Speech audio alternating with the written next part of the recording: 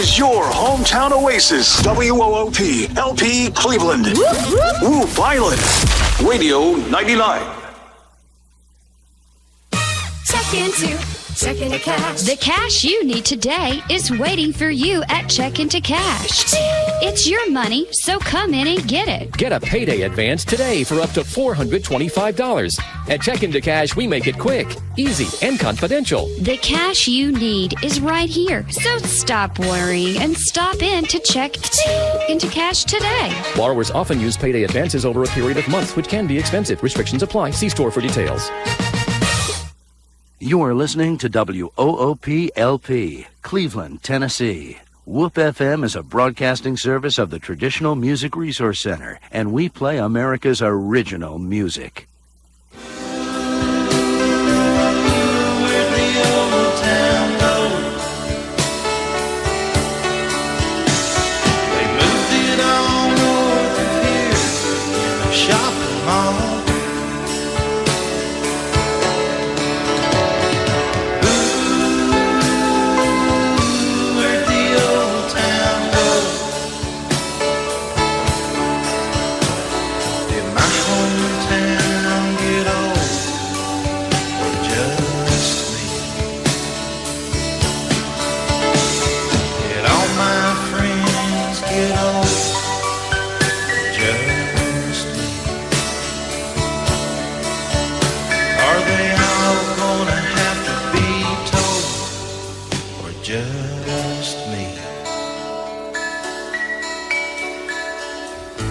Good morning and welcome to Old Town Cleveland here on Whoop FM 99.9, or you can go to the internet at www.whoopfm.com.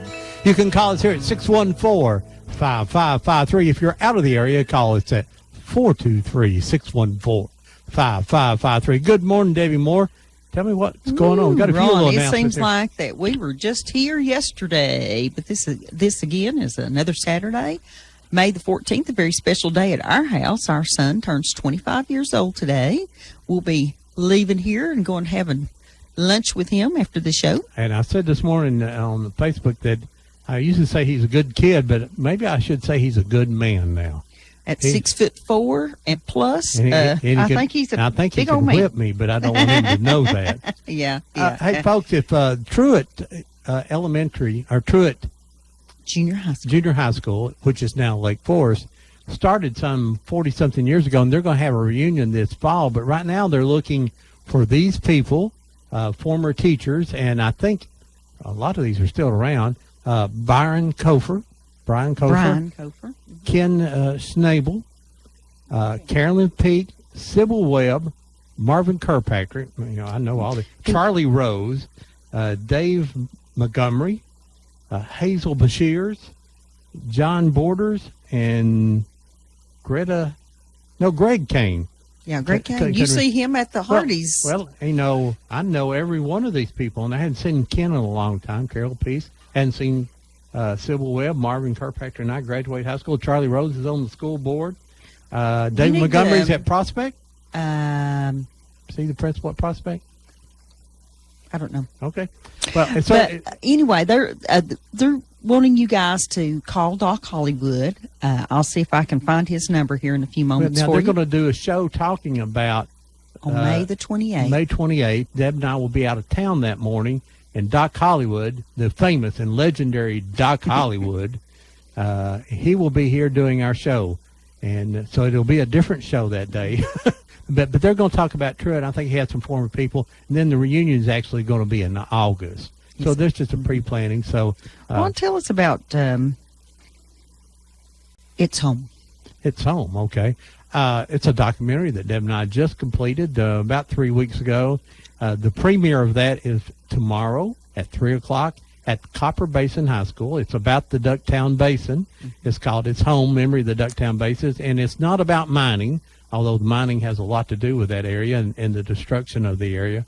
A lot of people who are younger will not know what we're talking about when we call the barren red hills, when there was no trees or grass or bugs or snakes.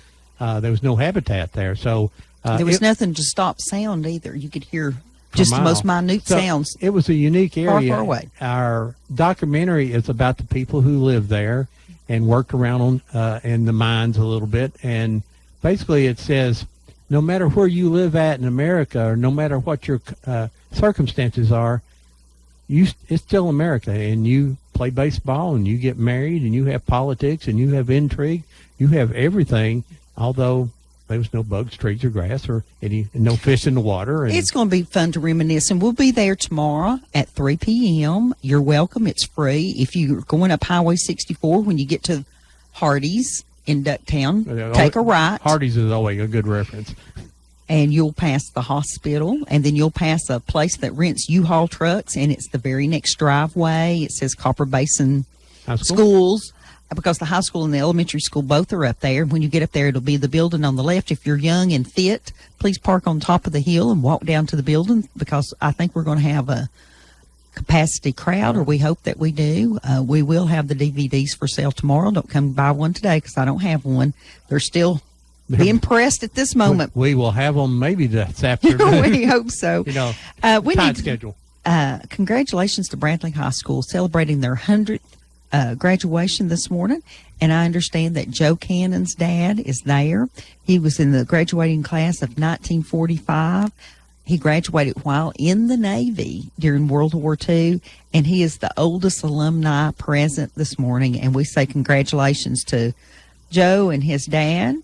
And Ron, I think that's about it. We're going to have a special caller at 11 o'clock. We're going to be talking to Tim McCoy out of Baltimore that grew up in the Flint Springs community, and he's going to be talking about getting Flint Springs and the Red Hill Valley listed as historic districts, and I'm helping him with that research and stuff, and we hope to see that happen real soon.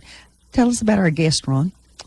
Well, his name is Troy Wayne Petit, and he's got this long list of accomplishments in there. He's all around nice guy. Currently, he is the executive director of the National Trail of Tears Association, which is not a bad title, and probably a pretty good job to get to travel around and do that. Now, you're still serving as the on the Supreme Court until next year? Until the end of this year. End of this year. So your term is about over. It's a 10-year term, right? For the Cherokee Well, Nation. say now you're eligible to, maybe Obama will appoint you to become the Supreme Court Justice of America. Maybe not. Maybe not. I've got a better job. Oh, well. Now, so we're, and then also you were appointed to the council of the Cherokee Nation back in the 90s. I was elected. Elected. Okay. Oh. I served a couple of terms. I was elected in the first council made up of geographic districts. Mm-hmm. Until that time, the modern-day council had been elected at large. There were 15 seats, and 15 people ran, and the top 15 vote-getters won the council seats. Chief Mankiller, during her first full term, introduced legislation, or was instrumental in getting it past the council, that divided the nation again into 9 geographic districts, political subdivisions, like we had before statehood. And I was in the first group to be elected to represent my home area, which is the old Canadian district. Mm-hmm. That part of the Cherokee Nation set aside for Confederate sympathizers after the Civil War. Oh, really? yeah. Really? Well, now, Troy, help me here. We are just 2.5 hours away from Cherokee, North Carolina. So most of us are very familiar with the Eastern Band. You are from Oklahoma, which is the Cherokee Nation, correct? Yes. Yes. And in the Eastern Band, it's kind of like jointly owned properties. You can't actually own your property. It's part of the boundary. But now Tahlequah is different. How's that stuff handled there? Okay. In the West, in where we call the Cherokee Nation, we had pursuant to the fraudulent treaty that was enforced on us in 1835, under which we were forcibly removed. Yes. We had a geographic area that it's most of the 20% of northeastern Oklahoma. We have a big deed, you might say. I think it came from President Van Buren on the wall at the Heritage Center that gives the tribe fee patent title. At the time of statehood in 1906, the government coerced the tribal government into an allotment process. And so our land was divided up, and each person got a pro rata piece of that. Mm-hmm. There were a few pieces that didn't get allotted. So we don't have that same situation. The Eastern Band follows a plan like we did in the Cherokee Nation before statehood, where you owned your improvements and a right to be on a certain property as long as you used it. But you couldn't be an absentee landlord in those old days. Right. So That's very interesting. So where do you live physically now? physically, I moved from the district I represented across the river. It's part of, in the historic times, it was part of the same community. But after the removal, everything south of the Arkansas, at Weber's Falls, where I lived, was the Canadian district. Across the river was the Illinois district. And I live where John Jolly, who lived on Hiwassee Island, where he lived. He Wow. lived, I live on top of the hill because we have water now and we can pipe it up there. It's my great-grandparents' place that I That they managed. got in what year? This was, The 1900s. it wasn't part of the allotment. Okay. It got it in the 30s. Oh, okay. Our allotments were further to the east toward, but I live on top of the hill, and the historic capital of the Cherokee Nation West, those people who went before the removal, Right. they had a government and a capital there. The old settlers, would you call settlers. them old And some settlers? people called them Arkansas Cherokees because when they first went over in central Arkansas to live, it was Arkansas territory. So it's only 4 miles from Weber's Falls. It's part of the same community now. So what so the old capital would have existed right there where you live now. Yes, under the creek flows at the foot of this tall hill, and they call the hill Council Hill. There was a little school that came out of the edge of it called Council Hill School back in the old days. They couldn't get water up there then, so they abandoned it. And we call that community Carlisle now. But the capital, you could see it from where my grandparents lived down on the flat part on a, we called it Moonshine Highway when it was a gravel road. But We got a few of those around here too. That's where Chief Moonshine lived. you could see where Chief Jolly Cash lived. crops. Yeah. Oh, you could see where he lived. Yeah, from the door, it would have been less than a block. Oh, that's amazing. How many people live in the Cherokee Nation now? You have an idea? Oh, I don't know how many people. I think I'm going to say roughly 300,000 Cherokees, and about half of them live within the old boundaries. And maybe another 15-20% in That's amazing. areas contiguous. So are you the largest native tribe? I think so. So, I think so we are, but you have membership in the Cherokee Nation. and citizenship. Citizenship, okay.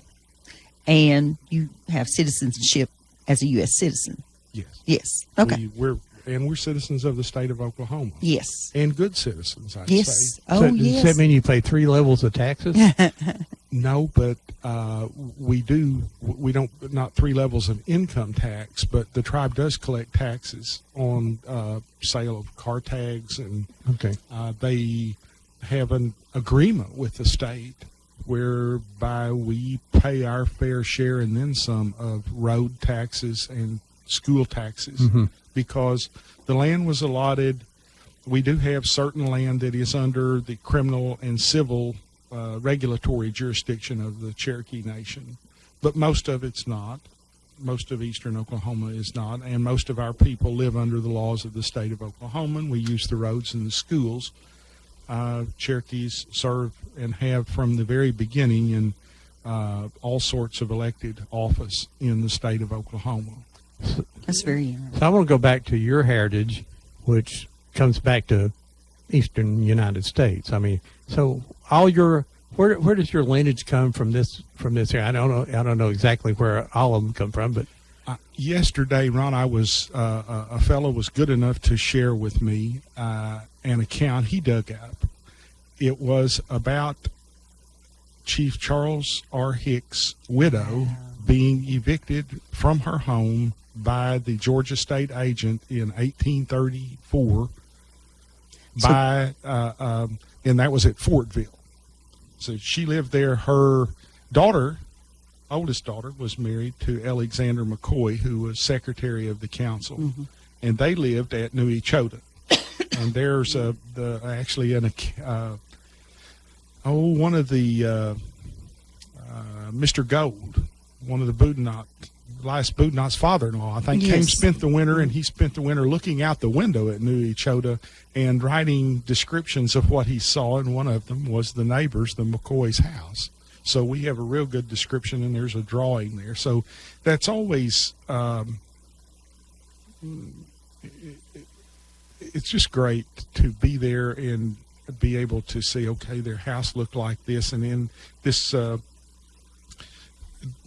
Nancy Hicks, Chief Hicks' wife, was Chief Broom's daughter. There's a description of the house. Was he called the Broom?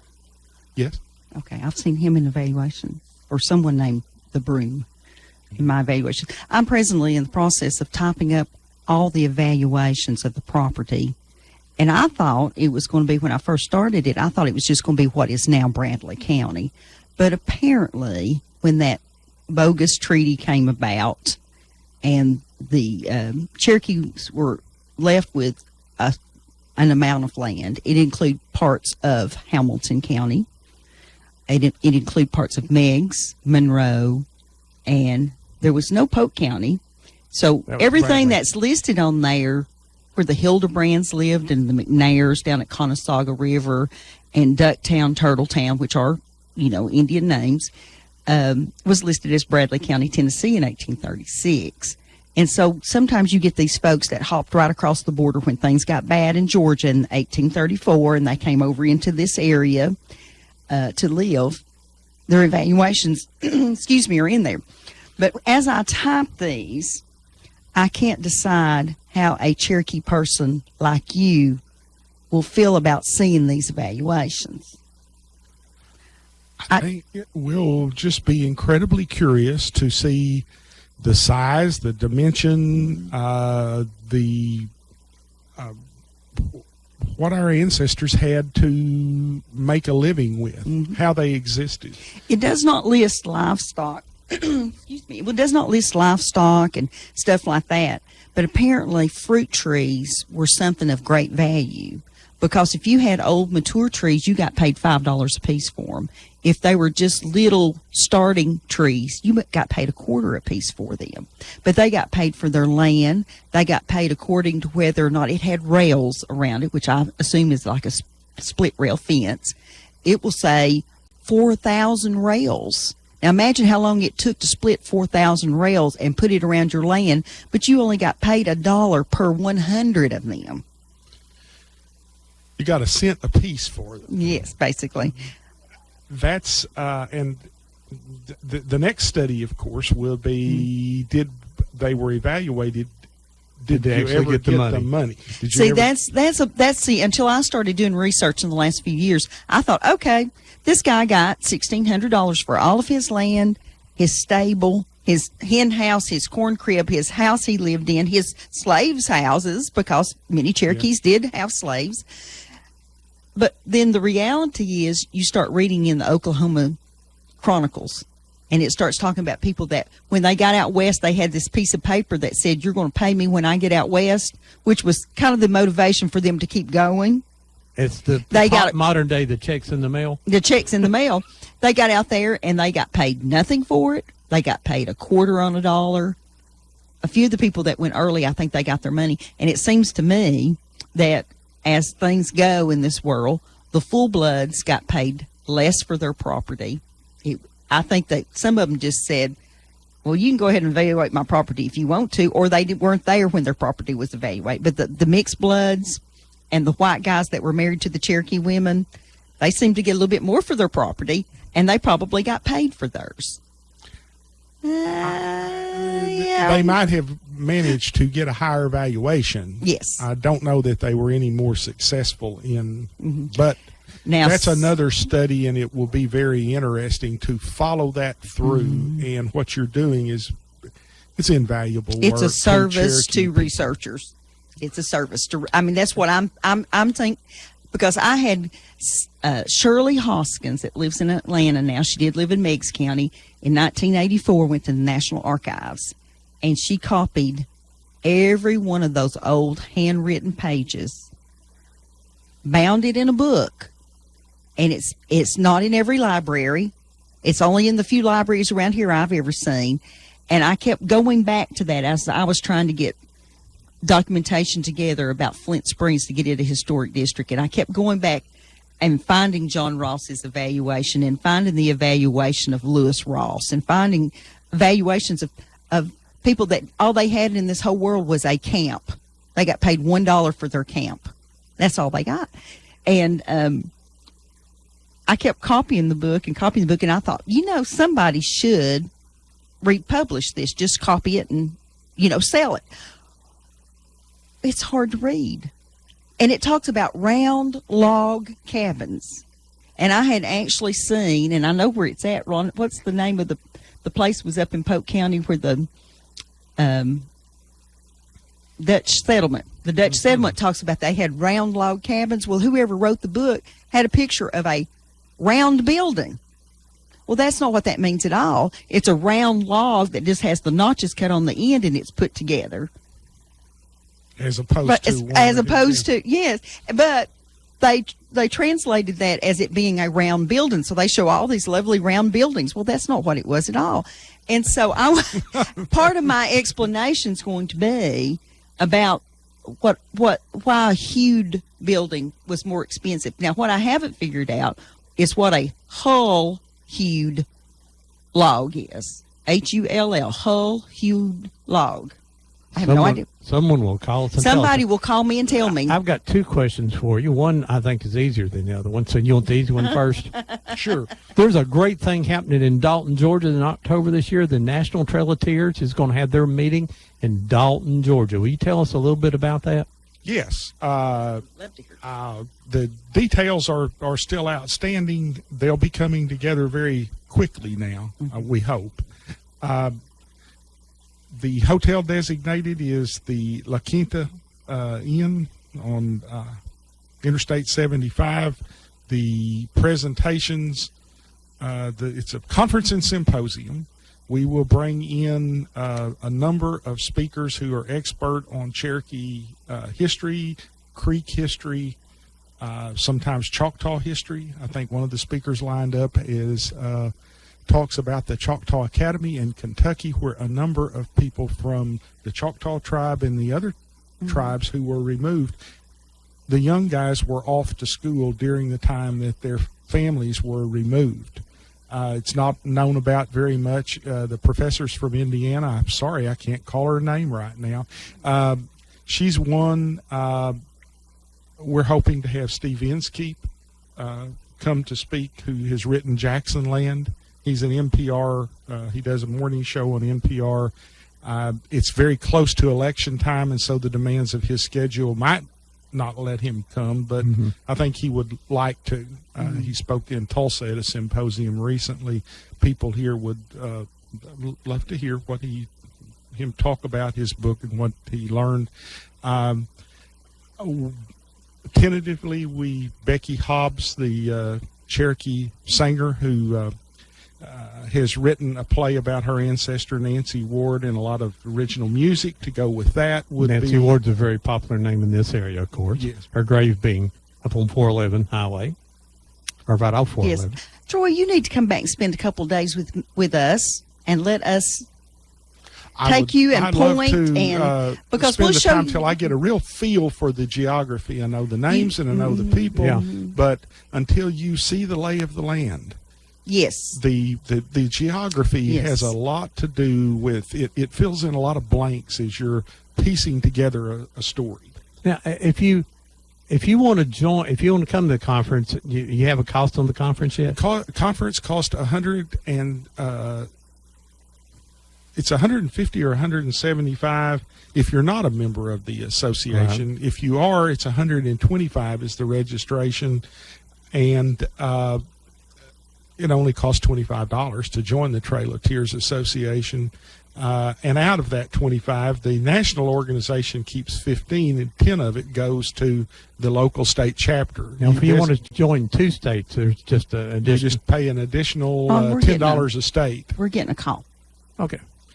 And Right now? it's we do a newsletter. We put on workshops. And Let's get this call. Go ahead, caller. You're live. Good morning. This is Marilyn. Hey, Marilyn, what's up, sister? Oh, well, we're out yard selling on Highway 11. Oh, boy. They're from all the way from Kentucky to wherever. I ran into a good So you friend can of buy ours. you can buy some good junk today. I ran into Eddie Moreland yesterday. He's right behind the Quick Burger down on South Lee Highway, and he had all kinds of neat junk.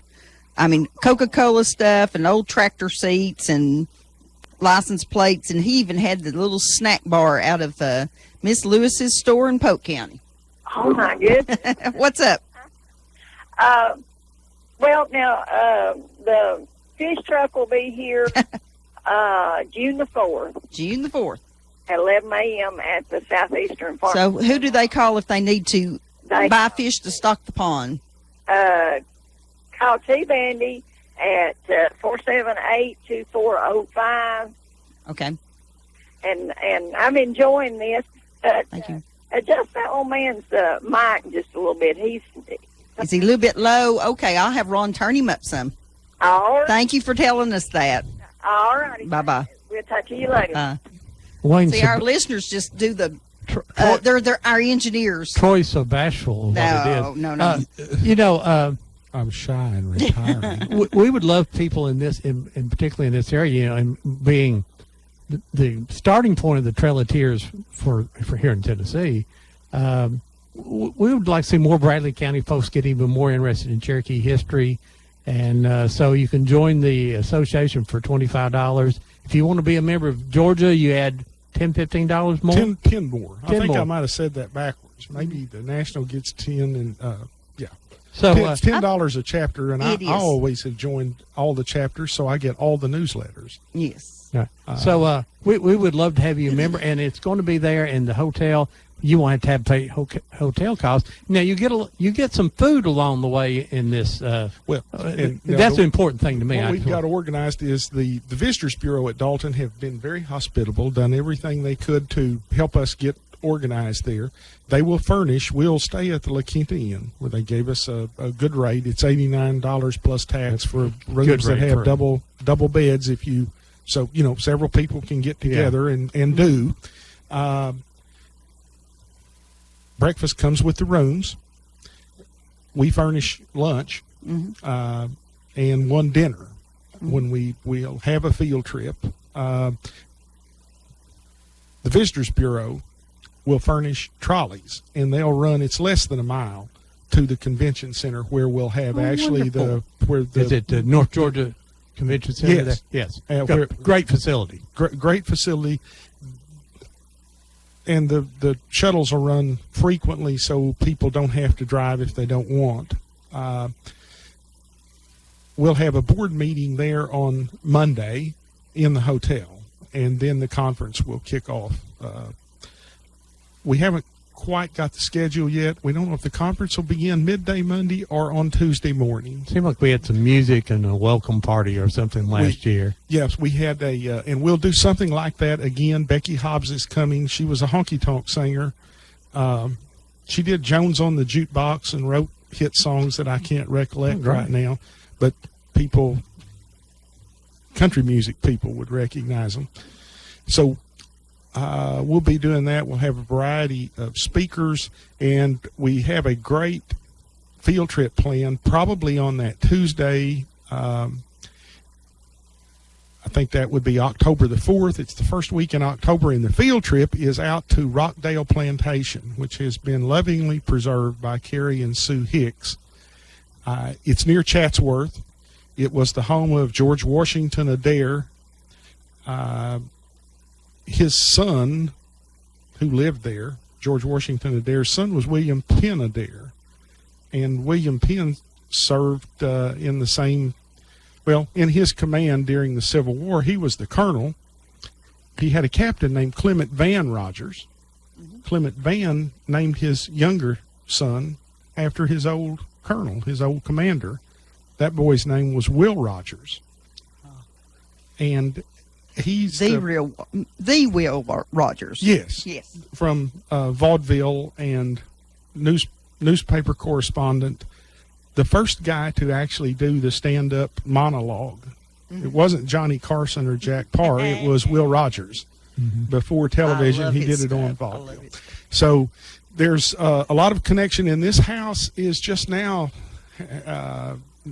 it was falling down. Kerry Hicks took come-alongs and kept the walls standing so he could rebuild the place. It looks like it did when the Adaires left there at removal time.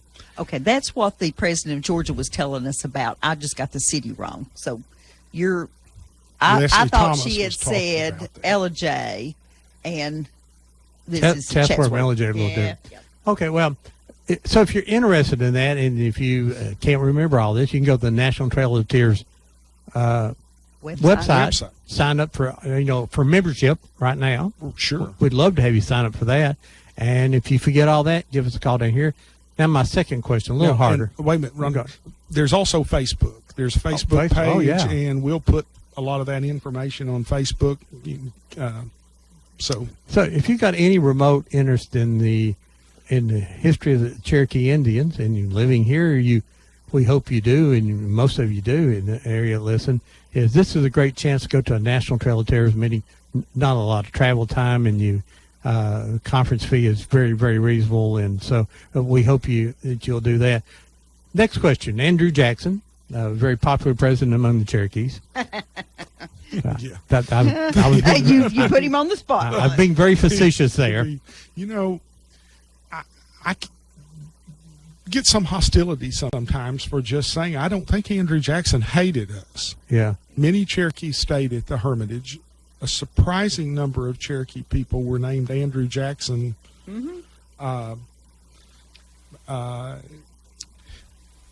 He had been a friend to many Cherokees. They've been a good friend to him, too. They were. They established his career when they fought with him at the Battle of the Horseshoe Bend in 1814. He didn't have the resolve. He wasn't principled enough to say, I'm going to do what's right as opposed to what's politically expedient. Now, so my understanding, and at one time the Cherokee capital was in Georgia, and then we know that Georgia sort of kept squeezing them north until they got into Bradley County, and Bradley County was sort of the last place that they got to go. John Ross and Judge Martin and all them came here, and so in the last council ground was that red clay. So tell me if you're a Supreme Court justice here, that the Supreme Court actually ruled that Georgia could not do what they were doing to the Cherokee. And Andrew Jackson, it's the only time a sitting president did not enforce a rule of the Supreme Court. Is that true? I don't know if it's the only time, but the Supreme Court said you Cherokees have the right to govern yourselves in this area. And it was imputed to Andrew Jackson the statement that, well, John Ross has made that decision, now let him enforce it. If he didn't actually say it, that certainly was his sentiment. He did nothing to restrain the Georgians. He Never didn't sent lift troops to defend the Cherokees. Nothing. He did nothing to enforce the ruling of the court. Now, there's a lot of theoretical talk that, well, he didn't really have a mechanism and he couldn't have done anything. Anybody that has studied Andrew Jackson knows that if it was his will to abide by the decisions of the court, he could have done it. He was willing enough. He sent word to John C. Calhoun in Charleston when the South Carolinian legislature was meeting and nullifying federal laws that, hey, I will send a Navy boat and we'll blockade Charleston Harbor. You will not nullify our laws. You tell those people to back down because I'm not going to have it. But he would not bring troops to keep the Georgians from overrunning the borders of the Cherokee Nation and enforcing Georgia law. over Cherokees. He wouldn't do that. He could have done it. He just chose not to. We got a call right here. Go ahead, caller. You're live on Old Town Cleveland. Good morning, Ron and Debbie. Good morning. How are you doing? I'm doing better. I've been listening to you every weekend, but I just didn't feel like calling in because I went to change my bed, and when I did, I turned the corner to put it on a fitted sheet. Mm-hmm. When I did, I pulled my right hand, and there was something grabbed me in it, and I stopped, and my son came over and finished my bed, and so I had to go to the doctor. They cut a cyst out right in my middle of my wrist, so I'm trying to get over that. Well, you know, can you still hold your Jack Daniels? Pardon? Can you still hold your Jack Daniels? Oh, yeah. Okay, I just want to make sure you at least one hand could still hold your Jack Daniels. Well, Ron, when we go off the air today, Ron will be sure that he'll play you your favorite song so you can dance some. What? Last Saturday they didn't play it, did they?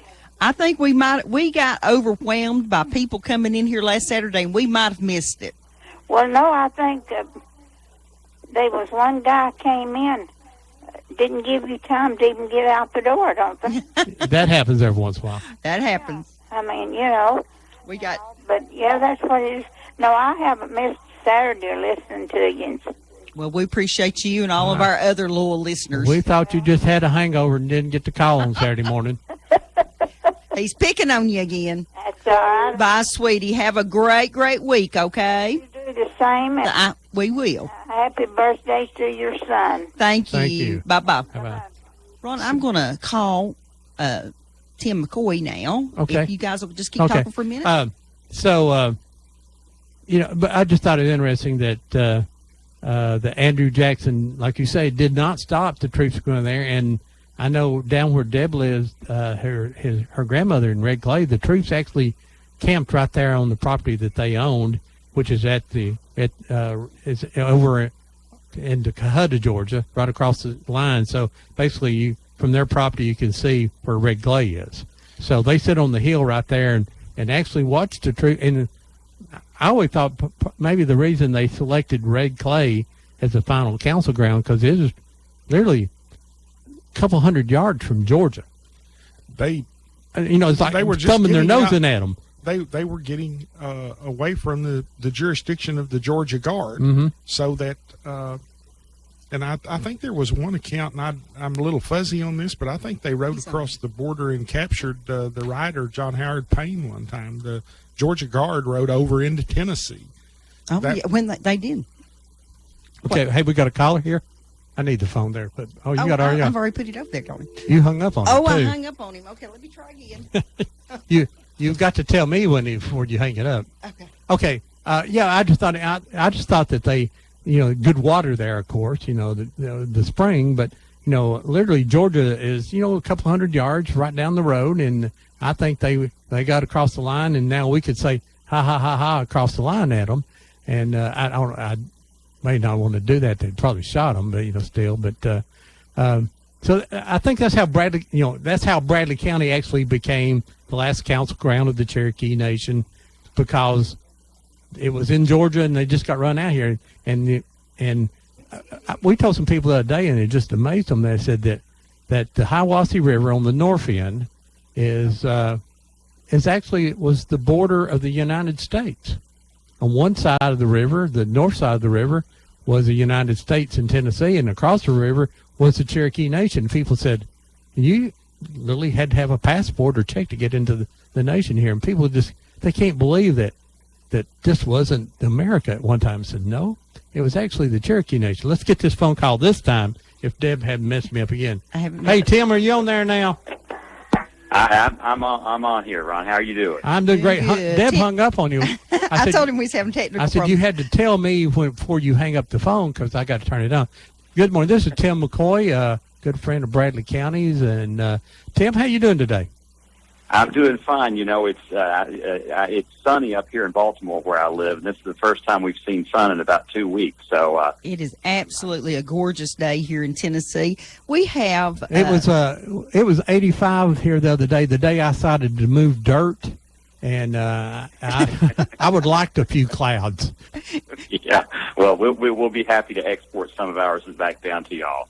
Tim, we have Troy Wayne Petit with us from the Cherokee Nation, and I told him that you were going to call today, and we were going to talk a little bit about what all is going on down in Flint Springs and the Red Hill Valley. Yeah, well, Justice Petit, it's a pleasure to, I guess, kind of meet you over the phone, and it's really exciting that you've taken the time to be on Ron and Debbie's program this morning. Of course, I needn't say anything to you about the rich history that exists in Bradley County in terms of Cherokee heritage and the Cherokee Nation. And I just think it's an honor that you're on the program today. Tim, are you aware if you have any Cherokee ancestors? I know we've all heard those stories, but the McCoys were definitely Cherokee. Well, yeah, that's a good point that you make, because if you go back in the records, you'll see the McCoy name, in some high-ranking Cherokee officials in the 1820s and 1830s, if I'm not mistaken. Again, I'm not the expert that others are on this. The part of the family that I think is more interesting and might require additional research is actually the Stills, my mother's family, because Reverend Elijah Still was a Methodist circuit preacher to the Cherokees. There's some indication that he knew Chief John Ross personally. I've seen one newspaper article that spoke actually of Reverend Still providing some sanctuary to Chief Ross at a point in time when there were some tension. I'd like to see that, Tim. Within the Cherokee Nation. I'm happy to send you a clip of it, actually. Okay, please do. And also, Reverend Elijah Still lived among the Cherokees, and he spoke fluent and preached in Cherokee. And that's right. I remember Nicholas Dalton Scales was invited into the Cherokee Nation by one of the Cooties, whose wife was a McDonald, I think. Daniel Cootie asked him. He heard about him preaching over across the line in Tennessee, or maybe it was Alabama, but anyway, over in the States, and invited him to come to preach in the Cherokee Nation. And of course, these were very ardent, young Methodist, very sincere, guys that rode around on a horse. Right. He married the Cootie's daughter. Well, the church building was not standing that Reverend Elijah preached in, but that property has been a property where they had brush arbors and camp meetings and all that before the building, is still the church today in the Red Hill Valley. Okay. And we know where Reverend Elijah lived. Yeah. Yeah. Yeah. So that's okay. Troy's not from the zip code, so let me explain. The road that takes you to Dalton, I don't think you came up it today, but Flint Springs is there. Across this big red hill, clay hill, is the Red Hill Valley. Okay. And it's almost to the Georgia line, about a mile above the Georgia line. 2 or 3 miles from Red Clay Park. Yeah. So this is all the same. So all it's the same area. Yeah, all the south end So of that- Bradley County. And I was aware of this guy that was further west in the Cherokee Nation. The Methodist circuit riders were the first missionaries to marry into the tribe. Yes. We don't know. He married a Lusk, didn't he? Reverend Steele? Reverend Still did, yes. He married a Lusk. Now, Reverend Steele's grandson is still alive. He's 96. And that just amazes me to say his grandson. You talking about Mr. Steele I go to breakfast with? Yes. He tells stories. It's unbelievable. It's Tim, what is it you'd like to accomplish down in Flint Springs and the Red Hill Valley? Well, the Flint Springs area, I think, is especially interesting. You know, we in discussing the Cherokee heritage, of Bradley County, there's obviously a lot of focus on Red Clay, there where the state park is, where the council meetings took place, and so forth. At the same time, I think the records show that the Red Clay Mission School and the site where Chief Ross lived were in what's now the Flint Springs community. There's some anecdotal evidence, or there's some evidence that Chief Ross actually gave the name Flint Springs to the spring that's there near the church and the old schoolhouse and so forth. But there are a number of sites in the Flint Springs community. The Chief Ross, the location of his house, is marked with the Tennessee Historical Commission marker, but these other sites are not marked at all, with the exception of Chief Martin's house, Debbie, and I think you played a role in getting that. I did find that house. It had been moved across the highway, Troy, and Right. I read in some 1930s newspapers that the Judge John Martin's house still stood on the Dalton Cleveland Highway, and I knew where it was talking about. And I went down there, I stood and looked at that house, and I thought, no, that's a 1940s house. It's a lovely house, but it's not the right age. Then I read in a cemetery book that the original home was located just across the road. It had been moved, and I found two people, which is some of Tim's relatives that were in their 90s and almost 100, that said, oh, yeah, I remember when that house was moved. And so when we got up under it, it had the correct log foundations. I contacted Frank at the National Park Service, showed him the pictures, came up with the documentation, and so it has been named a significant spot on the Trail of Tears.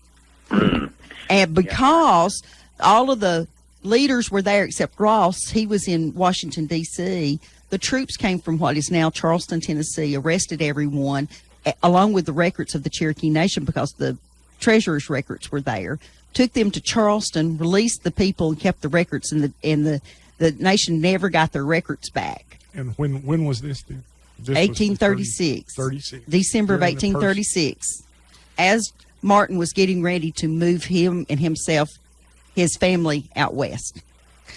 But anyway, so we've got one sign up, one brown sign. It's exciting that you're doing that, and you're talking about this ancient structure. Yesterday, for the last couple of days, there was a workshop put on by the National Park Service. Frank Norris was here. Frank's who I sent the stuff to, and the folks from Middle Tennessee State University, Amy Costeen and Dr. Carol Van West, who have written booklets to guide people in preservation of masonry buildings. There's one on log cabins, and we talked about what do we need to do next. We went out to the home of Judge Martin's daughter, who was married to George Washington Adair. Okay, that was Judge Martin was. I was talking earlier about William Penn Adair. That's William Penn Adair's grandpa. We went out to that house, and it was used as an A+ example of what to do when you want to preserve an ancient property like that. I'm probably not a historic property. They're not ancient yet, I guess. So hopefully that information will get it disseminated, and it will be valuable to folks like you all who are about to embark on an attempt to preserve what's left to preserve. Tim and I really didn't know each other, and people kept telling us each other's names. You need to talk to Tim, you need to talk to Debbie. And so he asked me if I had any information, and me and my 5-inch binder went to see him, and he was quite excited. I was very excited. So did you go to Baltimore to see him? No, I went to his sister's house down in the Red Hill Valley. Okay, so when he was home. He was home. Still at Flint Springs. My family are all still in the Flint Springs community, so I was home for a visit, and she came over, and it was an eye opener. You know, these things that were, you know, my great grandfather W.A. Renner, his home, sits, we believe, where Chief Ross's home sat. And you know, these are fields that I walked across as a kid. These are places I passed by thousands of times growing up, and I had only the slightest knowledge of what had happened there. And now when you start thinking of the importance, the importance to the history of the Cherokee Nation, the importance of the history of the United States, there is an incredibly, I think, rich asset in the Flint Springs community that deserves to be better marked and preserved. Now, this is the same property, Troy, where the guards came over from Georgia into Tennessee and arrested John Ross and Howard Payne. And Howard Payne, yeah. Yeah, that's what I was. Yeah, Well, this well, is he the was- property that they That was the arrested him place on. that, see, Yes. if they're in these structures that are left, There's are not many of sites, them. Mhm. These offer opportunity to tell those stories, just knowing where the site is. And I can relate to what you're talking about, Tim. Just early in April, we had a workshop at Weber's Falls, my hometown, the capital of the Cherokee Dixieland. I took people locally who had been brought up there that were second and third generation there to cemeteries and home sites and told the visitors, and they had the benefit of it too, and they didn't know about it, and they were brought up there. They didn't know about the kind of place. So I can relate to that, and it's so important to identify these places and preserve what's left of them and take what steps that can be taken and to interpret it, to tell. And Absolutely. that I think sometimes, and we say this often, but you know, when Cherokees, we talk about this sad chapter of Cherokee history, and it's not just our history; it's the history of Tennessee and Georgia and Alabama. But and maybe it's a little hard to remember some of it. It's not the most pleasant history, but what we say to people often is, you know, we're not participating in this, encouraging it. We're not part of the Trail of Tears Association and working on these commemorations because somehow we want to couch our ancestors in the role of victims. Yes, they were victimized, but they didn't let that define them. They defined themselves by persevering over that and retaining the Cherokee Nation. And we certainly don't look at it and talk about it because somehow we want to appropriate victimization to ourselves. Come on, we didn't go on the trail. It's been 180 years. And no one in Tennessee, Georgia, Alabama, or anywhere else had one thing to do with that. So all of that business about, well, I'm a victim and you're a perpetrator, that doesn't play, and that's not the deal. So Tim, I'm sorry. that's I Troy, kind of throw that in every once in a while. Well, and I think Russell Townsend said, if we hadn't been removed, we would have lost all of our culture. So that it's a plus that everybody was removed and they retained their culture. Do you realize that the Red Clay mission was to train teachers? They were in the process of training young women to be teachers. So when they were removed and went out west, that they would have the advantage of having trained teachers out there. That was the primary purpose of that school. I thought that was amazing. Well, that... and I believe that's where Boudinot found his Elijah found his second wife, was there at the school. She was a teacher. Sarge, maybe was her last name. That was his second wife. His second. Tell me, what's the process and how far along are you into getting this made? Is this a historical district by the National Park Service or by the state of Tennessee? What level is this at?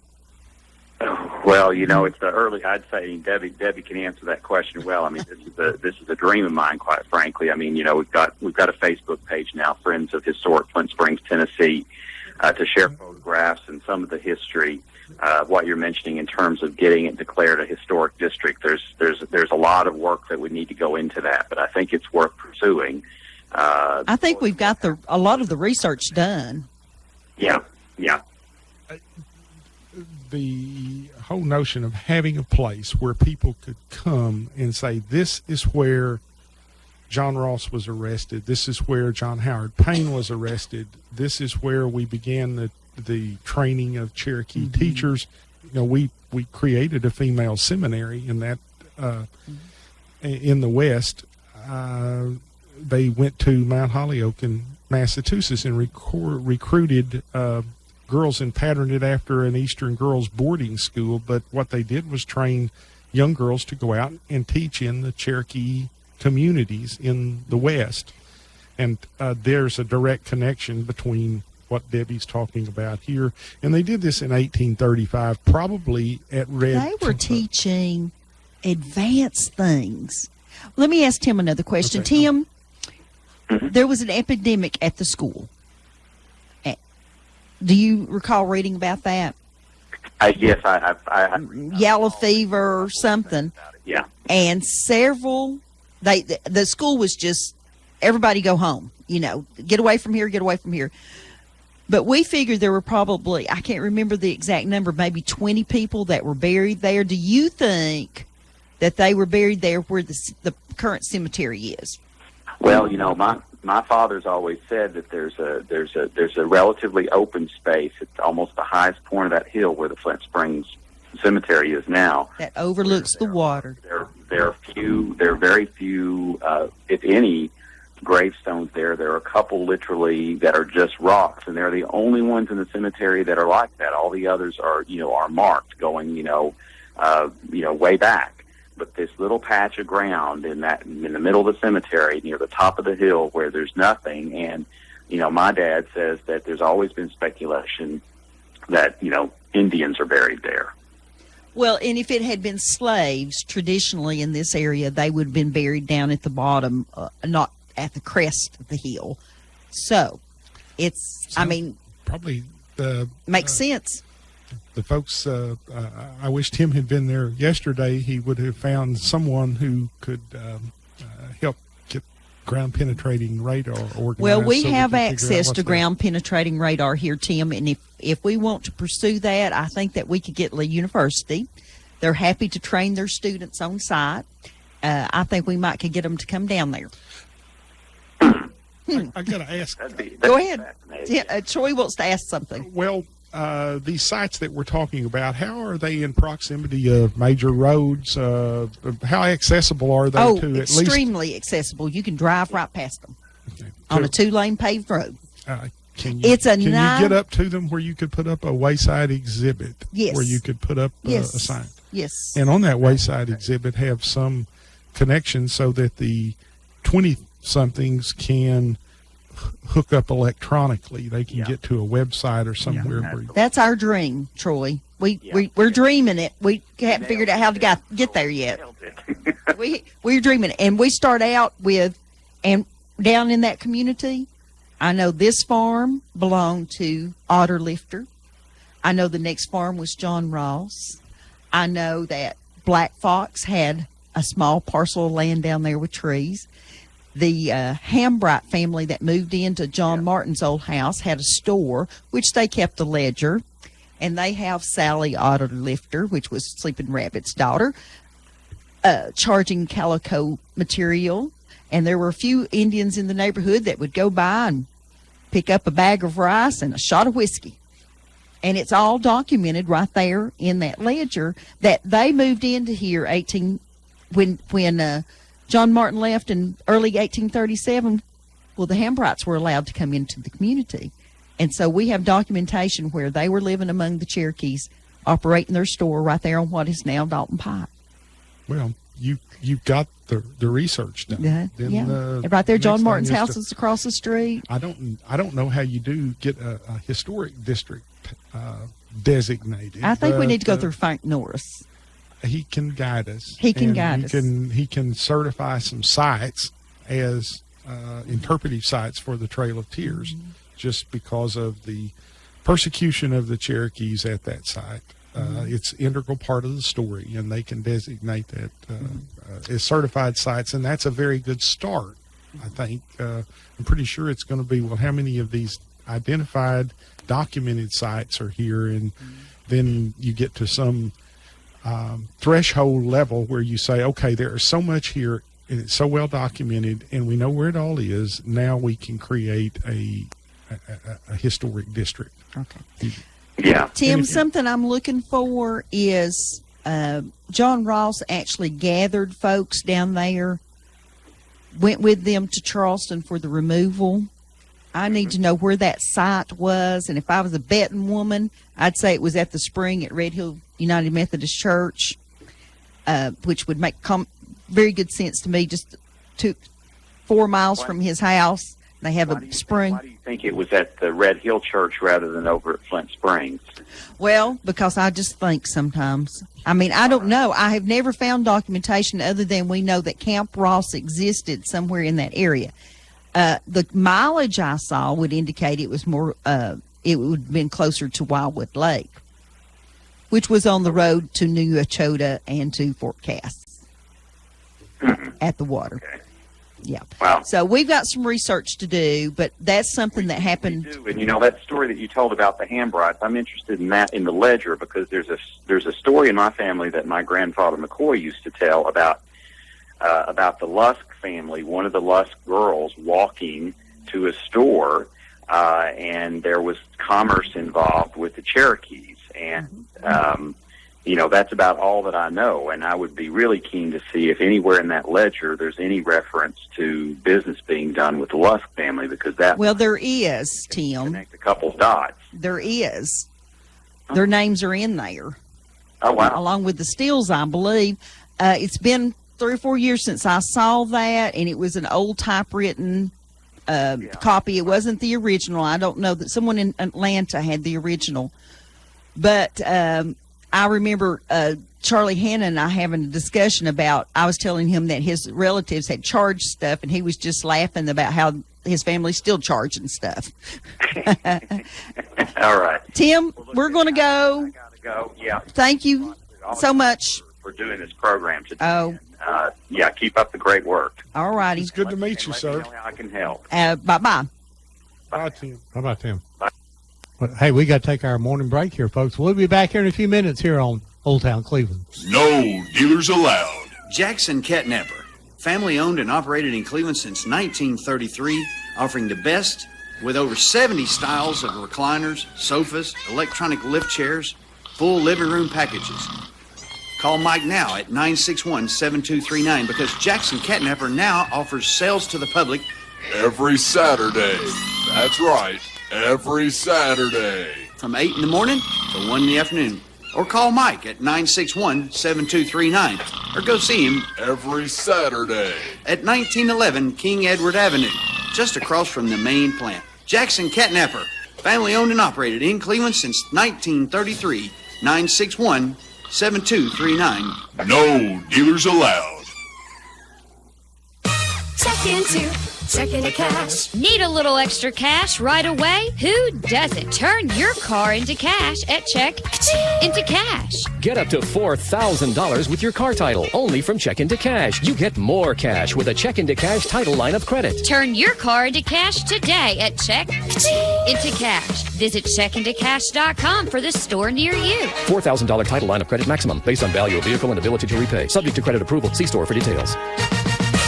After 135 years, Hardwick Clothes, America's oldest since 1880, has delivered on our commitment to produce the finest navy blazer in America. This limited edition blazer was announced as the style winner in Garden & Guns Made in the South Awards. Crafted in Cleveland, Tennessee, we use premium Italian wool from Vitale Barberis, custom Bimberg lining, and signature gold buttons. It's available through the finest men's stores or at hardwick.com.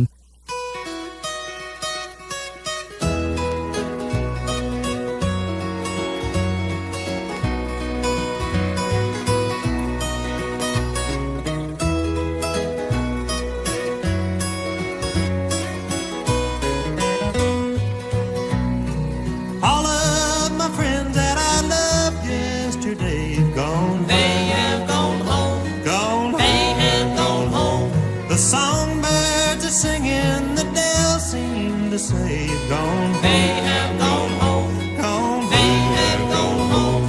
They've joined the heavenly fold. They're walking the streets of pure gold. They left one by one as the work here was done. Gone home. They have gone home. Gone home. They have gone home.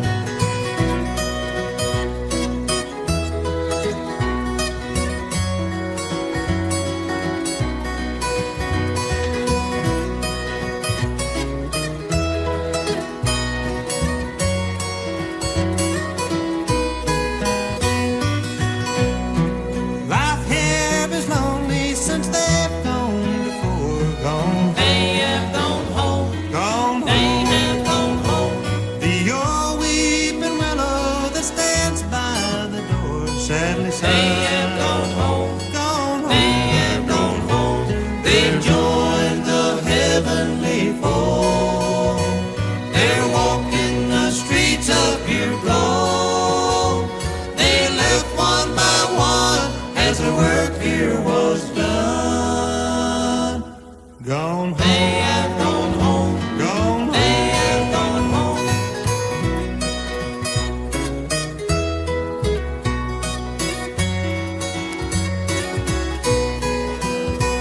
They've joined the heavenly fold. They're walking the streets of pure gold. They left one by one as their work here was done. Gone home. They have gone home. Gone home. They have gone home. You are listening to WOOP-LP, Cleveland, Tennessee. Whoop FM is a broadcasting service of the Traditional Music Resource Center, and we play America's original music. Where'd the old town go? They moved it all north of here in the shopping mall.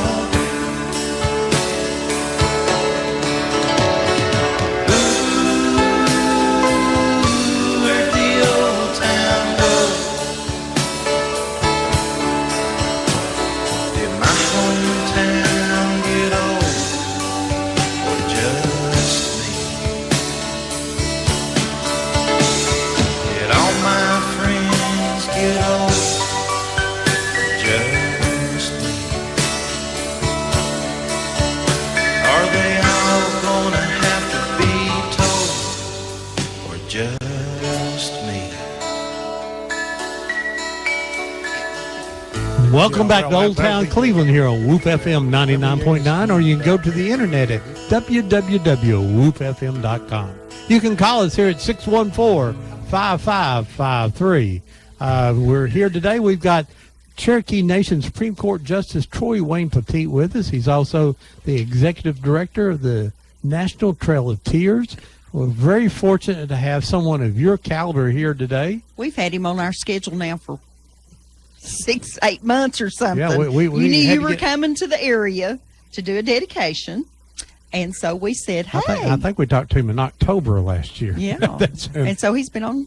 But we played a song at a break all week called Gone Home. We dedicate that to all our friends and neighbors and your relatives that passed along this week.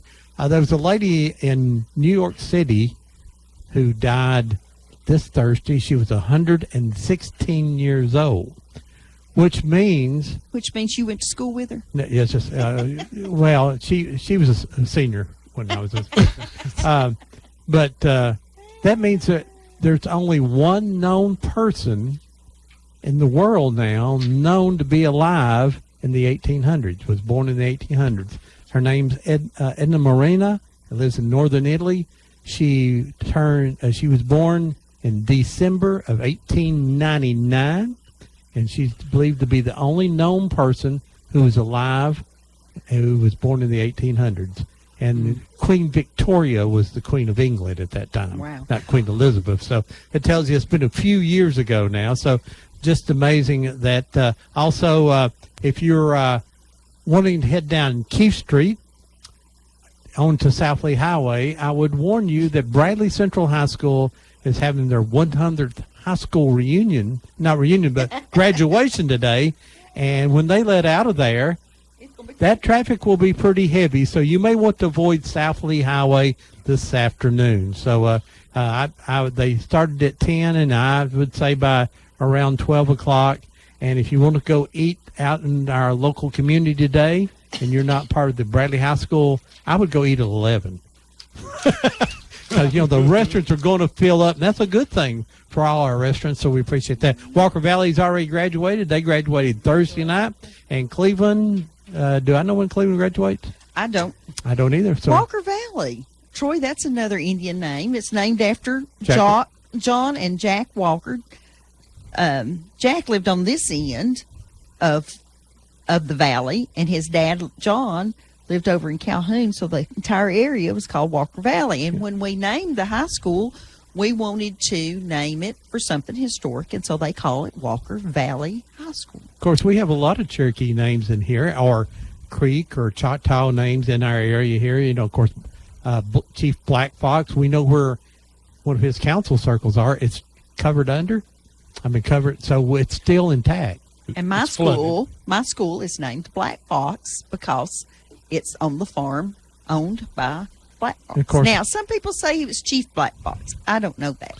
There were several people called Black Fox. Yes. And it takes someone like Jerry Clark, who retired after 30 years at the National Archives and collected a tremendous amount of information to go back through and separate out which Black Fox is which or which Talentiski is which. There's several people by those names. And people, yeah. Well, Then, we supposed to have Chief Mouse here, and of course we have Mouse Creek. And some people say that that's named after the mouse people Coy. that was before Cherokee. Okay, how do you say hello in Cherokee? OCO. OCO. Mostly we say CO. OCO. Now, the first person that calls me and says OCO, I'm going to give them a John Cook CD. He's the one who wrote It's a Dirt Track Live, our theme song, Old Town Cleveland. It's all on this CD here. And so if you'll call and say OCO, you will get one of these CDs. We say that at Black Fox. Did you say that? I'll say it. Good morning, you live on Old Town Cleveland. OCO. All right. Who is this? Well, I wouldn't want to put my name out. Well, is this Red?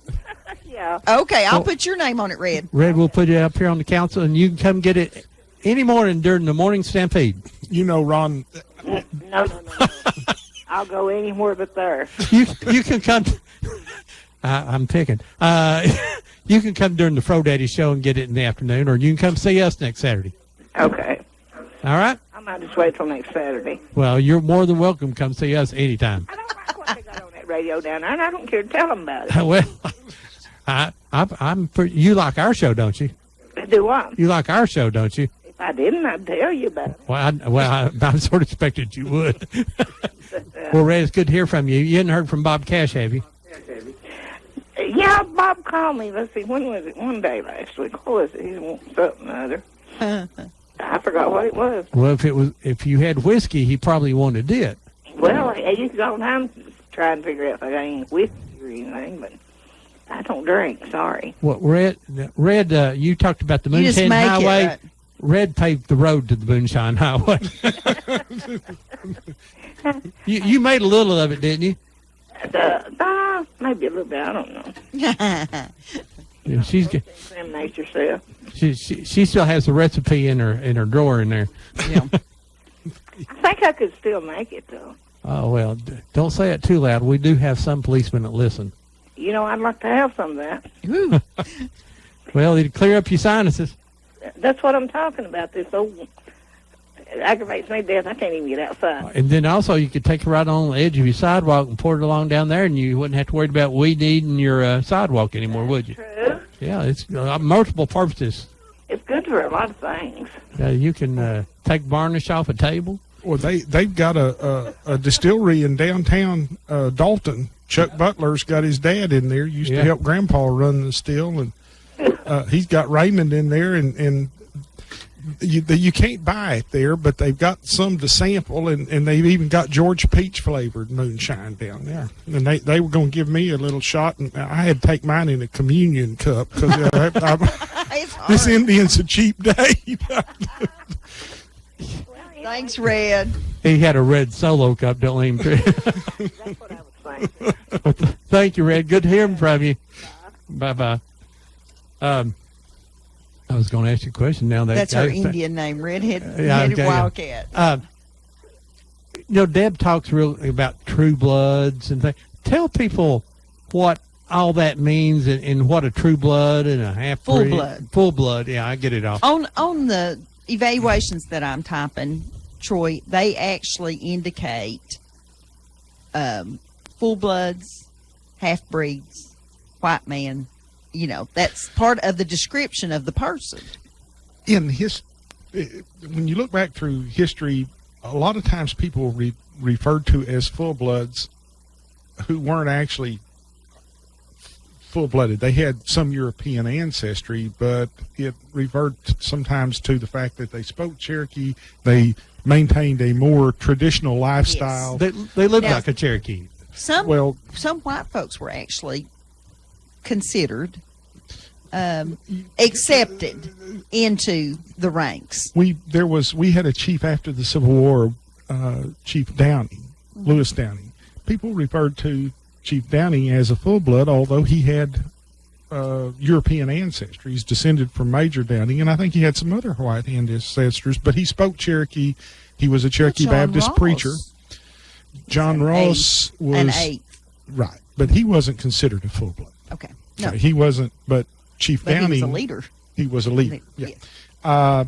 So sometimes those terms are used sort of loosely.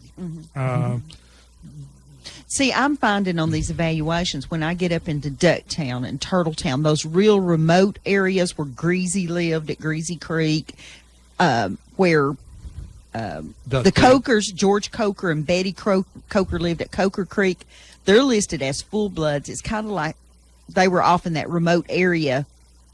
And then the people that were in the more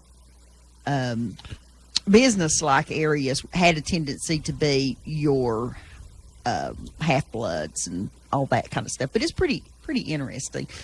You know, I think Theda Purdue did some work where she analyzed a lot of old documents, and she made a point that Cherokees they looked at, say, James Vann or Rich Joe Vann. Those people, yes, they had a lot of European blood, but when they saw them, they didn't see outsiders. They saw Cherokees, notwithstanding how much European blood, how much Scott John Ross was. They looked at them and they were part of the Cherokee community. They were, so that those designations meant more to the outsiders than they did to. I was kind of surprised to see that on the evaluations, but glad to see it at the same time. Some of the white men that were married to Cherokees actually had their property evaluated, collected the money, turned around and bought property when the U.S. government sold it, and they stayed here. There's all kinds of stories like that. Before we go too far, I want to ask you about there was a mission here. One of Reverend Wooster's American Board of Commissioners. Yeah, it was a foreign mission, which always cracks me up because this was considered a foreign country because it wasn't the United States of America. Well, you, of course, had Red Clay Mission that was started by the folks at Brainerd to train the teachers we talked about earlier. But we also had Candy's Creek Mission, and it was called Candy's Creek because the Candy family lived on the creek, and it runs the whole length of Bradley County over into Hamilton County. I think it's actually where the headwaters are, and it runs north. But if you followed that creek, you were going to get to the Candy Farm, which was a huge farm. And our local listeners will recognize that as being Fletcher Park. Mr. Candy, I believe his name is Peter Candy, and his wife are thought to be buried there. There's some description of where they're buried, and I went out there and stomped around in the... That is Candy, C-A-N-D-Y. Candy. Candy was their last name. They were the... one of the Candy girls married Hare Conrad, which his cabin's still standing on Mrs. Neil's Blythewood farm. She has lovingly restored it, and she takes care of it, and bless her heart. It's she makes Cherokee people welcome there. She does. She makes everybody welcome there.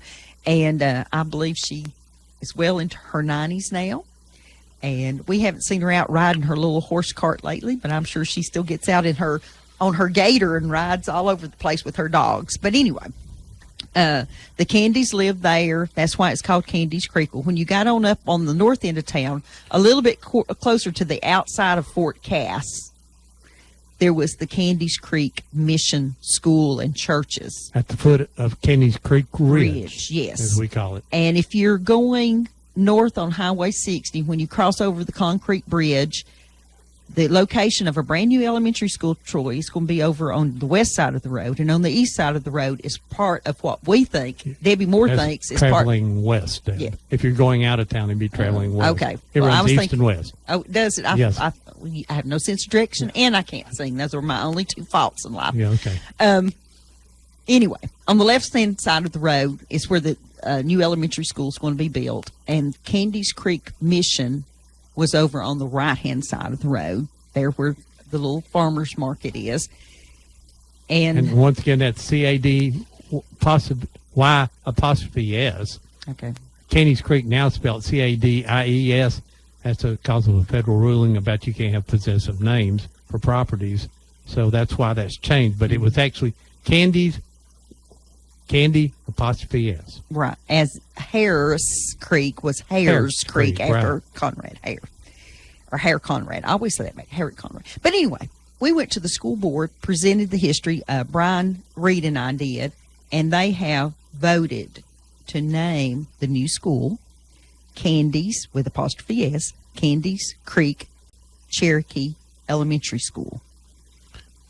That's wonderful. Isn't it wonderful? Because that We're gonna- brings to remembrance this history, plants the seed, curiosity. How did this get named that? It's an opportunity It's a great opportunity to educate. We have asked the school board that when they get the building built, if we can replace the Tennessee historical marker, one of the big metal markers that came up missing during road work. Whoop, they just disappeared. And we're going to put it there on the property so that when the people bring their children in every morning and every evening when they're leaving, they're going to see that sign. That's going to be a reminder to them that there was someone else on that property before them. And I just think it's a great step forward in preserving not only Cherokee history, but our history in Bradley County.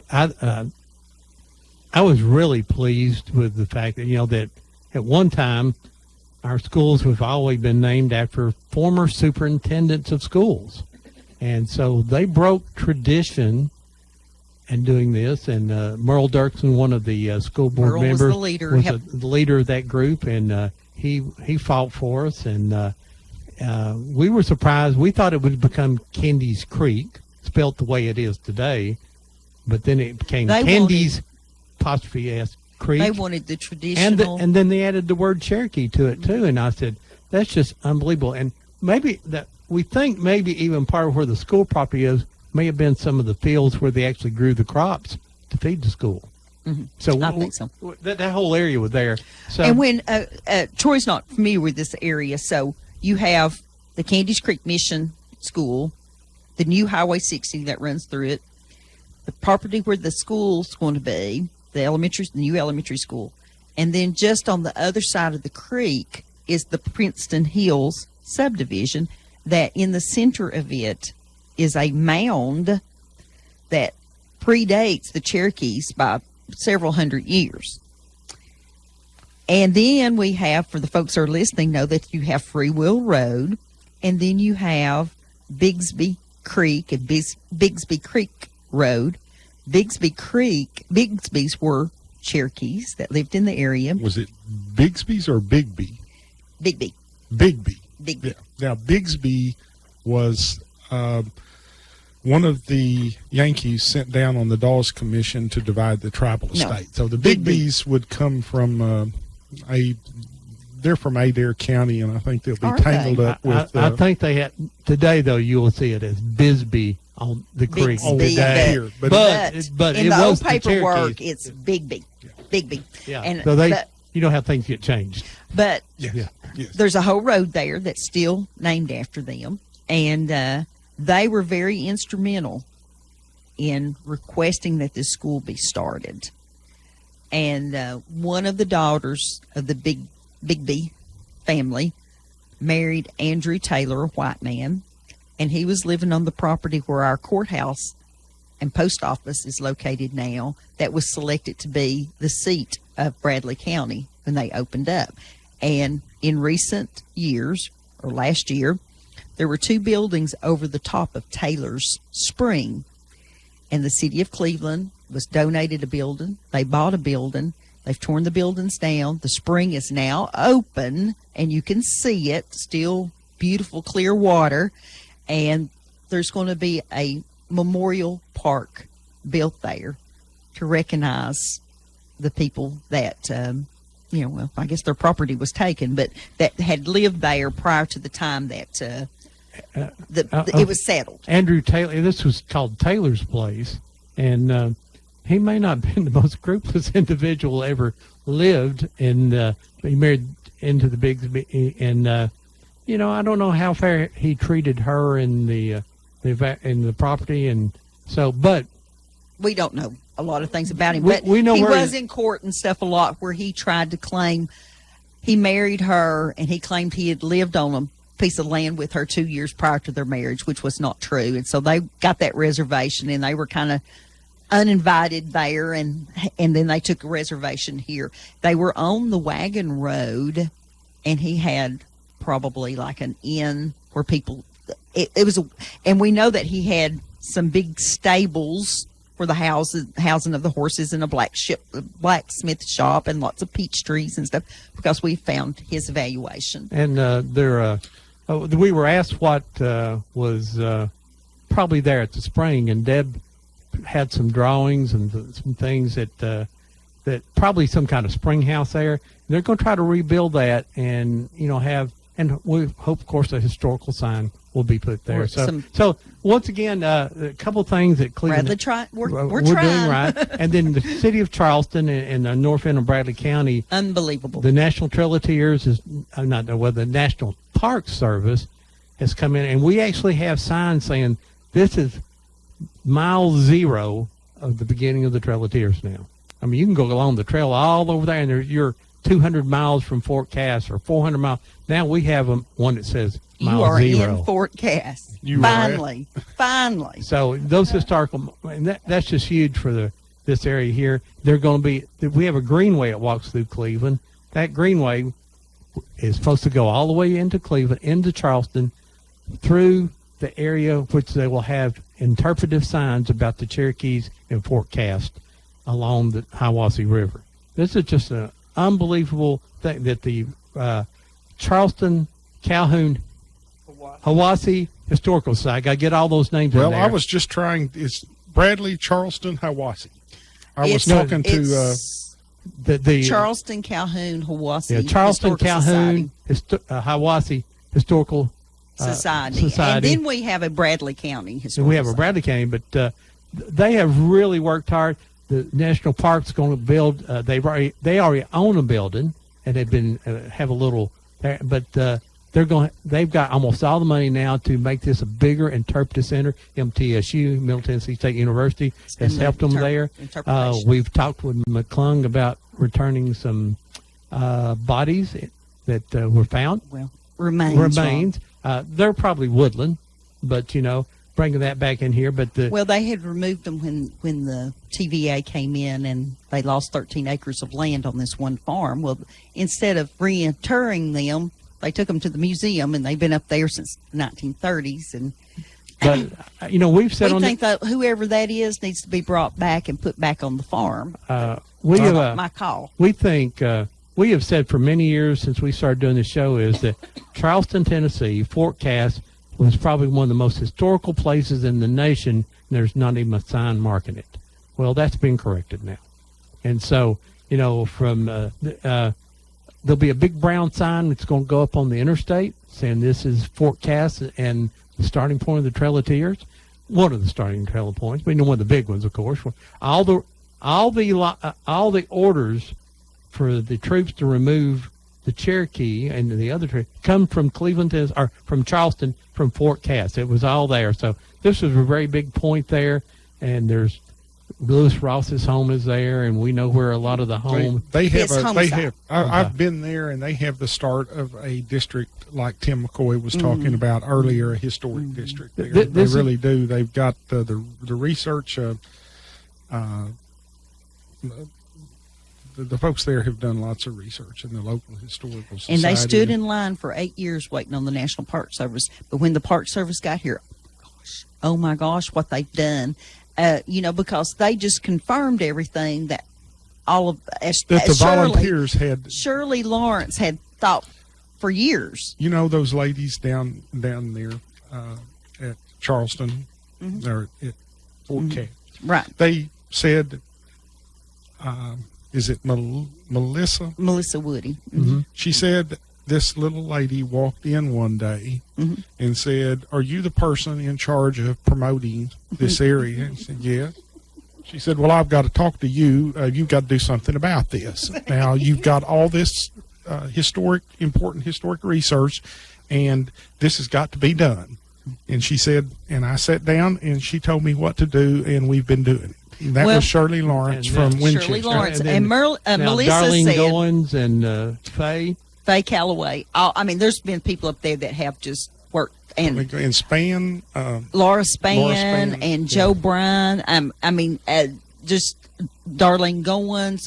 There's just a handful of And people now up they've there. got the Cowpea Festival on Yes. September the 3rd. Well, what I love is the fact that Shirley was the very first one to take them and stand at the river and go, now, if you were over on that side, you were in the United States of America. And if you were over on this side, you were in the Cherokee Nation. And their jaws hit the ground. They just didn't realize that. We're still surprised that there are people living in Bradley County who's grown up our whole life do not realize that fact is that right across the river was Tennessee in the United States, and on this side we lived in what's the Cherokee And Troy, Nation. I don't know how much you've heard about the plan, but you're going to be able to get in your car and drive. There's going to be roadside places to pull over, and you're going to be able to sit there or stand there and look out across the field and read a sign that's going to tell you that there was an encampment there, or there was a U.S. Federal soldiers fort there, or kind of what This is you're the house where the Indian agent lived. and this is or John at least Walker. the found on his property, or And this is where the agency and was. Of course, Rattlesnake Springs. But see, we're looking at this too, that you've got what we think's a part of the original trail in Calhoun, a piece of road that nobody drives on anymore, that we're pretty sure that when those folks were brought over from Murphy, North Carolina, they walked right there on that spot, which gives you cold chills. You know, You get a sense of place You at do. some places. we'll have all the stuff in Charleston for folks to visit to learn about what happened in that place. We'll have they can come over and read about the mission school, Candies Creek Mission. Go down to Flint Springs or Red Hill Valley, learn about the things that happened there. Go back to Red Clay. Things are always changing at Red Clay. You could go over to Blythe Ferry, read about what happened there. It will not be long until there is an interpretive center down on Moccasin Bend. You'll be able to go there and learn about the big variety of things that happen there. Now, our next thing to say is that when it's Tennessee's turn to host the Trail of Tears again, well, at the starting point of the Trail of Tears would be a real good place to have that meeting. Shirley Lawrence is the vice president of the Tennessee chapter and has tremendous influence. Well, we hope so. And she is of Cherokee ancestry. She knows she has relatives buried in my district at Briartown, where dreaded old Tom Starr was exiled. I don't think we visited those graves, but I have taken her to Oklahoma, and we have Deb, let's get this visited call here. relatives. Go ahead, caller. You live? Hey, Ron? Yes. Would you take time out to remind the people about the food drive today? Go right ahead. You do it. The post office food drive. That's correct. I knew there was something on my list. I didn't write down, and that's it. Go ahead and tell about everybody. Yeah, okay. You know all about it. It's, down at the post office. Yes, sir. Put it out on your mail. Put it out in the mailbox. And there's collection boxes at all the post offices too, right? Yes, sir. Yeah. So if you down there and get it, and then they take it out to their church. All right, buddy. Thank you. Well, thank you, and thank you for doing that. I know the post office has been beat up a little bit over the past few years, and I just want to tell you, I have 100% support of the United States Post Office and the postal workers. Yes, sir. Thank you. We appreciate you. Yes, sir. Thank you. Bye-bye. Yeah, if you've got any food, just go out and hang it on your in a bag, hang it on your mailbox, and the mailman will pick it up, or you can go by the post office and just drop off some food. They got a national food drive, and it's a great thing they do every year. I knew there was something on my list. I wrote it down yet and couldn't find my notes. I'm so glad you called and everything. Troy, I think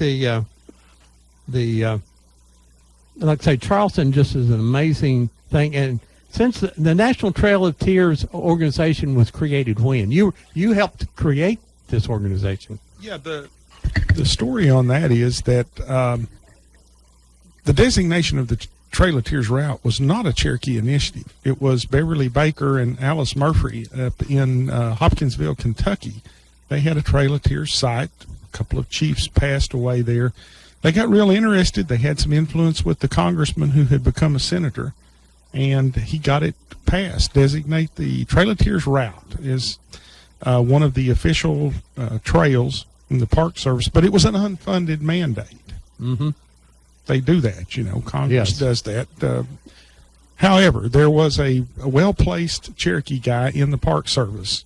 His name was John Cook. He's still living. He's quite elderly now. He managed to have to get some funds put together so that an advisory council, appointees from the governors of the states through which the trail passed, a couple from each state, I think. And that group met, and it was at that time, that was in the early 90s, it had been formed a while, and I got in the tribal council, and Chief Mankiller said, you should go and represent us on this council.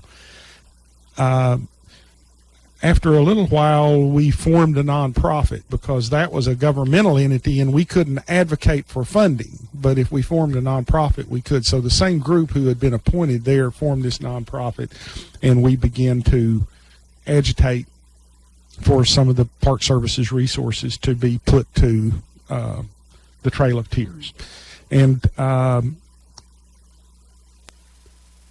it's worked out well. They have some really good people who really care about this, and we were in existence a year or so when we formed state chapters, and it's through the state chapters that most of the work gets done, because that's on a local level. People can get together, and the association brings together all kinds of history enthusiasts. I call us history nerds. I can do that because I are one. Well, when I go to family reunions, people say, "Who's that?" And I say, "I only know the dead people." Yeah. Yeah. Ask me about the dead people. I can tell y'all about them. Then that brought together the people who do the research, people like Shirley Lawrence that we've talked about. They network with the local historical societies. They figure out where the trail went. You know, we had a vague notion, but we didn't know. And we didn't know where the buildings were and all that sort of thing. And I've shared all that, but I rattled around. What did you ask me just a minute ago? I hate to admit I got all Well, you helped create the National Trail Oh, of Tears. yes, that's a... And it's been a great success. So was this in 1993? This was 93 when we formed it. Right. Yes, that would be right. And then over the years, we've managed to get a little bit more funding, and the state chapters have strengthened, and we've brought people together, and it's been a long while. But Well, Ron just retired last year, so last year was the first year he could cut loose and come with me, and he really enjoyed it. Learned a lot. Yes. And I looked over at breakfast, and he and some fellas just laughing and carrying on, and I'm thinking he doesn't know he's talking to the chief. I You did. know, Yeah. Ron figured out who he was by what he said, but it's really interesting. I always enjoy listening. He's talking about the chief of the Cherokee Nation. Yes, Chief of the Cherokee Bill- Nation. Bill John? Bill John. Yeah. And I always enjoy listening to the kids that ride on the Trail of Tears on the bikes. that's a very popular... And they always stop in Charleston, you know, when they're here. And it's very emotional for them to be here. David Keith Hampton, the modern day Dr. Emmett Starr. He's the genealogist. He's working now today putting together their genealogies so that each one of those bike riders are furnished with their family background. And the president of our association, Jack Baker, who's also genealogist, lay historian, he comes usually and talks to them at some of the historic sites. And David, I think maybe it was today, he was going to meet with the kids, he said, and present them with these genealogies. And we have very extensive genealogical records because of Dr. Emmett Starr, and now because of David Hampton, who looks for the world like Dr. Starr. It's about the same size. I called him the modern day incarnation. And so that even adds to the emotion because the kids begin to get a feel for. Well, and when they've heard all their life that their ancestors, when they went across the river at Blythe's Ferry, they thanked the mountains for taking care of them, and here they are on a boat going across that river. It's emotional. Well, the kids say that. They say that's a very emotional thing when they leave and they look and say, You know, now, I think they were leaving the Cherokee Nation. So, now, for people who don't understand, there's the Cherokee riders. Some come from the Eastern Band and some from the Cherokee Nation. You had a little both last year, right? Yes, and I think there's a team from the Eastern Band too, and they come together and they ride the Trail of Tears. And they fall off the bicycle, and they have flat tires, and they get chased by dogs, and they have all kinds of adventures along the way. And because they have the bike helmet cameras, we get to see. They put together a little presentation usually, and it's Troy very and I are emotional. thinking about riding it this year, at least around Charleston once. I've ridden all the way to Oklahoma in a Volkswagen, and that was rough enough for me. When you talk about their ancestry and stuff, as I'm doing these evaluations, I'm thinking, I wonder what happened to that person. And I wonder how many people was, because it just lists the property owner. And I could go back to the 1835 census and see how many people lived there and stuff. But I also want to know, how did they end up out west? Did they take themselves? Did the government take them? Let's get this call. And I wanted. Go ahead, caller. Hey, good morning. This is Beverly Johnson. Hello, Beverly. I haven't called you in a long time, but I'm enjoying the program.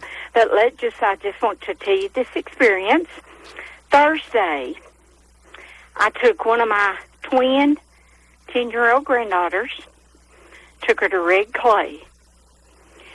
I went to Blue Springs School, and I won't tell you how old I am, but I'm getting close to 70.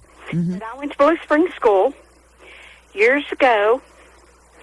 I've been in Red Clay, in the Blue Hole, playing in the water years ago before that place was ever discovered.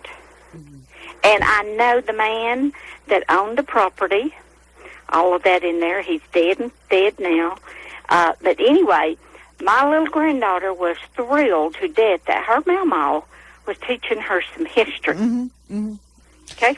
Yep. And Beverly, that's so important. It's so important because we've got to not only tell our grandchildren the stories, you need to be recording those stories too. And my papa lived, you could throw a rock from the Georgia line and hit their house, and some of my family members in the 1850s actually lived on the Red Clay property. And Grandpa always said that it was a good thing to dunk the babies in that cold water from the spring. That proved that they were stout and they could make it, so they would never let Grandpa go to the spring with us. Afraid he'd dunk us. But one thing that he said too, of course, as a young man, he and his buddies tried to, swim back and see where the water was coming from. Of course, they could never do that. Yes, heard all about that. And it's just Ron will tell you, it's a very emotional place for me to go. Well, and when I went, I took her Blue Springs Road, and I showed her all down through there where my daddy had built houses and where we had lived, and I rode the school bus, and it was an old dirt road, and showed her. I said, and there's more. Mama used to go to school, and it's gone, And well, now there's a new Civil War marker there at the corner of the baseball field now, that the next time you guys go, you need to go read about thousands of troops that camped in that area on their way to Chickamauga and the battles of Chattanooga. Well, let me tell you this while we're talking about the Indians. When I was a kid and we in at recess, we would go. My girlfriends and I would go up in the woods. Back then they used to just go where we went way up there on top of the hill, and there is a rock wall up there on top of that hill. I've heard that. Have you heard that too? I think that was probably pre-Cherokee. Anyway, I told her they tell me, Mama, we just love to go with you. You just so much history. And I said, well, honey, if somebody doesn't teach you, you're not ever going to know except what you read in a book. In the 4th grade Tennessee history book, there's a half a page of text dedicated to the Trail of Tears and one picture at the bottom, a drawing. Mm-hmm. So I go into 4th grade every fall and tell the kids about the Cherokee history at Black Fox School. Black Fox. Out of their community. I also go to the 5th grade and teach Civil War. And recently I've done TVA and the New Deal, all to do with this area because it's just not in the books. And the teachers love for me to come in and tell the kids about the local stuff. Well, if we don't teach them, it's gone. Yeah. History is gone unless it's in a book. You're absolutely right, Beverly. I'm just thrilled. I listen to y'all every Saturday. You probably don't know, but 7 months ago, my husband died. Oh, I did not know that, Beverly. So I'm so sorry. And every week, this was when he was so bad and in bed. Every week, he enjoyed listening to the song that y'all would play at 11, Gone Home. Mm-hmm. But anyway, he passed away, and I've had a horrible time, but I'm beginning to get out of it, and I'm beginning to get out and go places. And that's one thing I'm going to do. I promised them the next trip we go on will be up to Nancy Ward's grave. And Troy was excited to find out that we know where that grave's at. I was told where Greasy's grave was this week, which was Greasy Creek's named after him. Uh-huh. And I've got to go find that one. I tell you where to take your grandbabies. Is take them over to where we used to catch the ferry to go across the river. They've got Blythe. Birchwood. Yeah, they've got a whole removal park there. I've had them over there. Oh, you've had them over there. I just remember taking a bunch of folks up to the top and seeing the eagles. Something else is to take them to Ducktown Museum. You have not had them there yet. Well, you need to go up to the Ducktown Basin Museum and show them what mining disasters look like, and you go through a little tunnel. It looks like you're down in the mining caves, but they're just pictures about all the mining up there. It's a great little museum. I've got there's a $5 and $4 $5 for adult and a whole lot cheaper for the kids. But thank you, Beverly. Well, my uncle worked in those mines for years and years. My uncle did. Yes. And then his son also worked there, and he just retired recently from the company. Some way he was still with the company. Oh. He recently retired. But anyway, just wanted to share that with you. That oh my goodness! And now you can't even walk down to that blue hole because they've got it, fixed where you can't. But I understand that. We got a fence around it. She made pictures. She made pictures. I always go down on the other end going towards Mill Creek and put my hands in the water. I have to touch the water if I see it. Beverly, thank you so much. Well, y'all have a good week. Bye-bye. Ron, tell us about next week's show and remind everybody about the documentary tomorrow. So I have to remember what it is first. Oh, next week is our Veterans Day show, and we have two very good friends coming. Bill Norwood, he was a POW in Korea. It was on the Bataan Death March.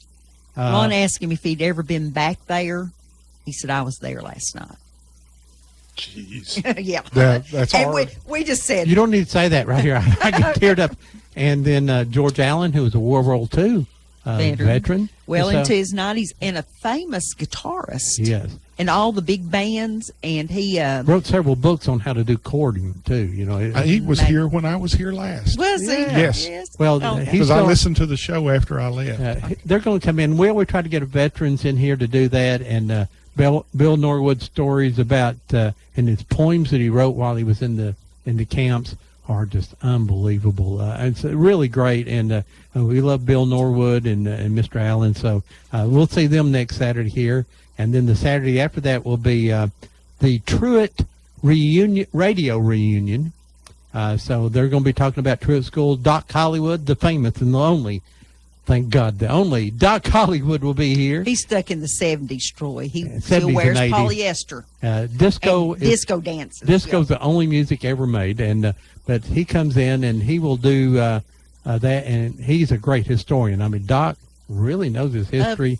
Recent things history. he's interested in, I should say. Sports and disco. I would not take him on and Trivial Pursue that. And then, of course, tomorrow at 3 o'clock in the Ducktown Basin in Copper Hill, you can go over to Copper Basin High School, and our new documentary, It's Home, Memories of the Ducktown Basin, will be played at 3 p.m. It's a 58-minute movie. Has 18 people out of the Ducktown Basin that we interviewed. Has a lot of home movies no one's seen before.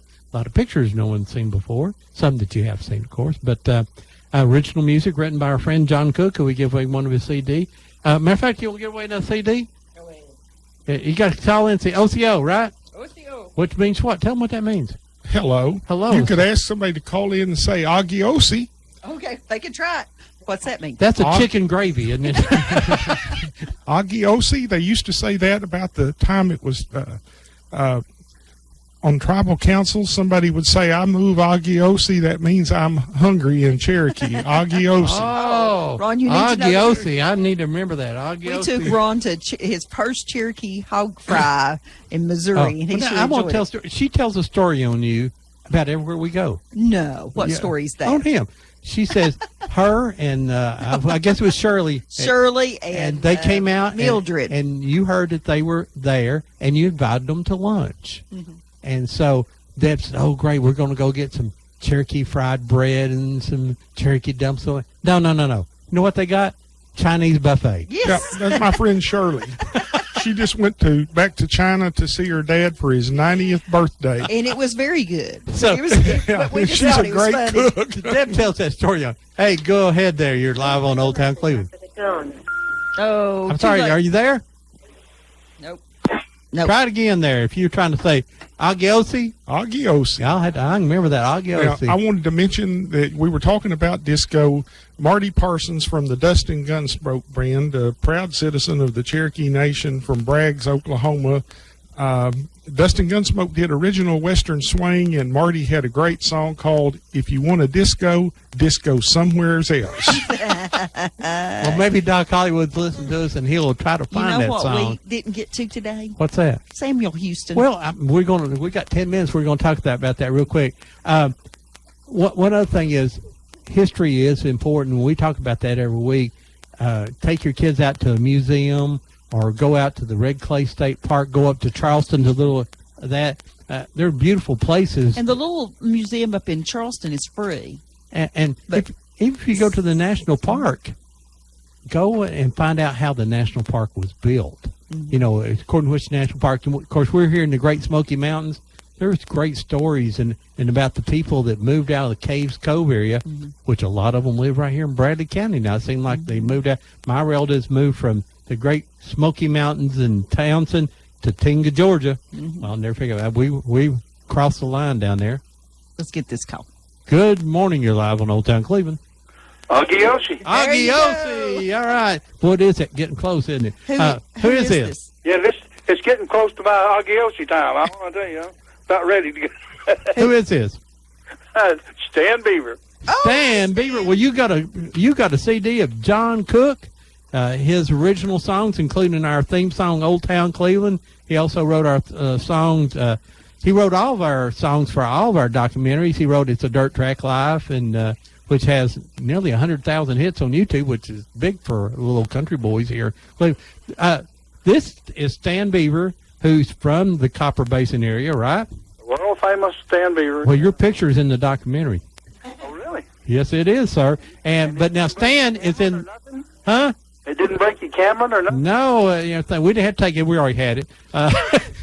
But it's a picture of your guitar. We play a song about the people talk about the culture there, and we play a song called "Farewell to Ducktown." It's a song written by the Sism family, and he was a fiddle player, and his some guys used his original short neck fiddle and recorded this song. So we got down there. But now Stan Troy is in the Rockabilly Hall of Fame. His big hit was that he had a rocket in his pocket. Oh, I heard Angela Straley doing that, and Lou Ann Barton doing that It was on a YouTube clip. They did it in Austin several years ago. Well, how you like that, Stan? That's a great song. I'm familiar with Jimmy Burgess and I love rockabilly. Yeah, well, so I'm glad to meet you on the telephone, sir. This guy is in the Rockabilly Hall of Fame. He are rockabilly. I hate to say this about I got a rocket in my pocket, but there's also another song called I Got a Rocket in My Pocket, and unfortunately they get confused sometimes. You just take credit for all of them, Stan. I wish BMI would give me credit. That's the important. BMI give you the credit for them. But I think they're giving mine to them is the problem. Stan, are you going to come up and see the documentary tomorrow? I'm going to try. I can't be for sure, but I sure would love to see it, and so I'm going to give it a shot. Well, call that boy of yours, old Joel, and make him drive you up there tomorrow.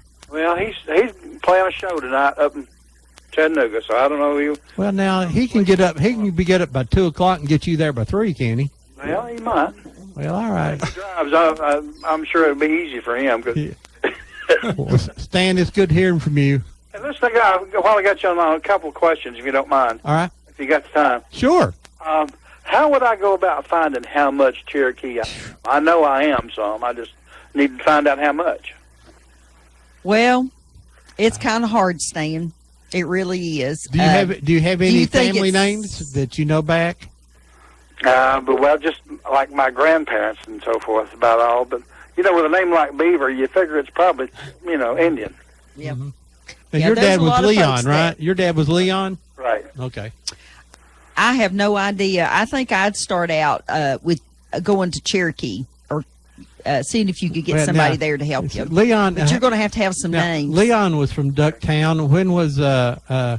When did his father come in? Your grandfather? His name was Walter Stanley Beaver, and of course I don't know a whole lot about him. He died when I was a little kid, but yeah. Well, there you can do. There's some DNA testing. Matter of fact, I spit in a tube not long ago and get my DNA testing, and I guarantee I'm Western European. That's just about all. He's a big white guy. What I tell people is just do the same genealogical research that you would do whether you were looking for an Indian ancestor or not. That's what Shirley says. Track your white people. Track those folks and see where it leads you. Mm-hmm. And I think my grandmother was probably Irish because she was a Presley. Yeah. Mm-hmm. But my mother's parents, her mother was Irish, I think, or Scotch, but her dad, that's the one we're not sure about. He was at least half, if not full, Cherokee. Well, what you'll find is as you go back, it gets a little harder because you start out with 4 grandparents, and then next thing you have 16 great parents, and then you go. And it just multiplies and multiplies. So it's a lot of research. Yeah. But you just pick one line and work it out as far as you can, then pick another line and work it out. And it's a never-ending battle. And you may hit it lucky the first day, and you may never find them. They're just no good answer. And where do you go to look to find out? Well, you can look on try looking on the internet. There's lots of good books up at the Cleveland Public Library History Branch that you can go in and look at. You just and somebody there at the History Branch would probably help you get on back in your Beaver family. And if you're a member of the library, which doesn't cost anything, you can get Ancestry free at the library. You have to have your library card. You have to have a library card, and you can go in there and get a free, and that would help you tremendously because now, I've been working on mine, and you just have to sort of really watch the research of the person above you. And see, I heard the same thing my whole life, and I finally got back to a lady that just has one name. She doesn't have a last name, and I thought, well, she's either Indian or she's black or she's too poor to have a last name. I don't know. And you just hit these walls, and you just kind of go, okay, yeah. All righty. Well, Stan, we're going to have to get off here to get off the air. Thanks for calling, dear. I appreciate you. Bye-bye. All right. Thanks, Stan. I heard from the other graveyard diva, Laura Spann. She says today, she said she had to share with me, she's just completed documentation of 151 veterans in Calhoun and Shiloh cemeteries, and she's typed up all the bios that she could find on them, which is really interesting. Okay, we got a call here. Hey, good morning. You're live on Old Town Cleveland. Is that documentary tomorrow free? Yes, It it sure is. is. Yes, absolutely free. It's at the Copper Basin High School. I'd get there. We are going to open the doors at 2, and we think there'll be a lot of people there. Well, I wanted to be sure if it was free so you would mention it and everybody would know that. All right. It is absolutely free, no cost whatsoever. We And- are going to have them for sale tomorrow for $15.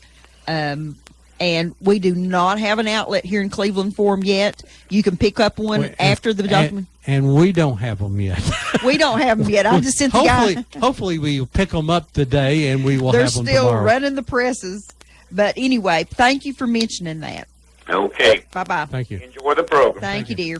Troy, you got any last summary? I know we could have you See, back we a lot didn't of get times. to Samuel Houston. You'll have to come back. Well, when he got out, he resigned as governor of Tennessee, and the first place he went was to his Cherokee family, where I live now, way out west at the mouth of Illinois. He got there in April, and by October he had himself a legislation passed adopting him as an official Cherokee citizen because the Indian agent didn't like him bringing in booze. The Indian agents didn't like it because the Cherokees, they were their own importers, and they couldn't chisel around because the leadership was too smart, and Sam Houston was with them. But now he drank a great deal of that whiskey. Oh, well, he lived here in Bradley County for a while. We taught him well. Yeah, he came right from Johnstown. Let's get this last call. Go ahead, call. Hey guys, Doc trying to sneak in here to tail end. Doc Hollywood. Hollywood. Hey guys, I think they've been wearing out my truant ad for Old Town Cleveland on the 28th. Reunited right there on the radio. You guys are trusting me with the helm, the Old Town Cleveland format there. 28 to 10 a.m., 12 noon. Truett Junior High, 1976 through 79, and reunion. Didn't get some response. It's been positive for the most part so far. Well, that's good. Do you have a? Well, wait a minute now. Troy has a disco song. I don't know if you heard the title of it, but you need to find this and play it on your show. Yeah. Go ahead there, Troy. Well, I don't think Marty, the Cherokee guy from Braggs, Oklahoma, during the late 70s and early 80s, they had a Western swing honky tonk rockabilly band, and he wrote a wonderful song called "If You Want to Disco, Disco Somewheres Else." Got it. We'll put that on tonight's playlist if I could come up with it and put that as Doc Hollywood's novelty song, Blast from the Past. hey, Doc, Arnold's aunt is one of the people on your list. Do you happen to Hazel Bashirs. Do you happen to have Arnold's number? Oh yeah, he has Arnold. I do through a mass text. I think I could dissect. Well, that's Hazel Bashirs, and she just recently got married, so she's got a new last name. But that would be a good way to reach Hazel. Hazel Tarpley And Hazel Bashirs. has been on our show before, and she is fearless. All right, yeah. I've ran into a little of that. It's just like us talking in this room right here. And on these phone lines, I keep telling them, and it's, some people have kind of been reluctant, but I believe I'm going to have a good lineup on the 28th, and hopefully it'll gain momentum for our second scheduled show up in late August on Whoop FM right there on your same Old Town Cleveland show. But yeah, thank you for that tip. It's been fun. I've actually taken a week off from the salt mine this week, and going to devote to doing research. Thanks for the tip on that again on Hazel, and hopefully that'll cascade and catapult and domino, and my phone will just be literally blowing up with people. Yep. So are you going to be dancing on tonight's show? You know, me and my lady, we used to do it about every third song. I guess we're getting a little bit complacent. It's about every eighth or ninth song now. We will right there live on WOOPFM.com, worldwide on the internet. We're going to feature the music Blast from the Past, Milli Vanilli, late 80s there. We're going to play the novelty hit by Young MC. He's old MC now. He was Young MC back in the day. And sprinkle in a few hits from the decade of 1986, some 30 years ago. Right there tonight, Doc Hollywood's Dynamite Dance Show. All right, Doc, we got to get out of here, bud. Thank you. We'll Bye, see. Doc. Bye-bye. That's He's the either one in getting old or he's getting gold. real Arnold quick said. here. The final comments we'll say is that the lady talked about it. Beverly talked about it, saying you got to save history, and we tell people to get the pictures out of the drawers, get their parents on there. And do I got another call? Yeah. Hey, go ahead, caller. You're live. Wanted to tell Debbie that Melvin there lives across for Grady Belly's grave on Grady's Creek, has been digging under that rock. He's still alive. Has been digging under that big rock. I think there's some gold buried back in there with him. I hope they find a big old copperhead. Well, I don't know if he's buried in that graveyard up there. Is it Well, I've just been told that they know where he's buried and they're going to take me there, and it's just a mound and it doesn't have. It's not like in a cemetery. Yeah, well, that he had something to do with that rock. Okay. Well, and if tell people it's against the law to dig into graves and to dig up Indian artifacts. And I hope they find a copperhead. Hey, All right, we got to go here. All right, Thank bye-bye. you. We got to get off of here. Now, find your pictures in the drawers, get them out, talk to your grandparents, your grandmothers, have them write down on the back of the picture who that is, share those pictures with people, take your video recorders, your cell phone, and record people, your relatives, because when they're gone, history is gone. If you digitize it and send it to all your cousins, you are disaster proof. As long as your cousins don't get mad, you can always get a copy of it from them. That's right. Hey, folks, thank you so much. Troy Wayne Petit, the Cherokee Nation Supreme Court Justice. It's an honor to have you here. And like I said, we don't have people of your caliber here too often.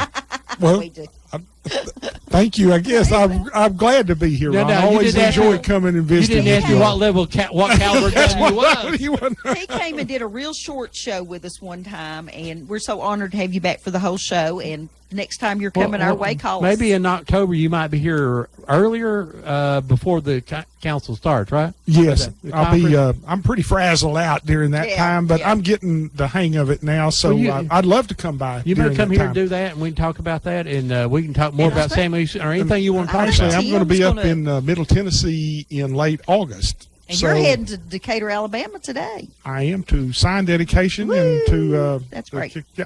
Hey, All right, folks. Ron, let's see if you can get it right this time. You know, history is important.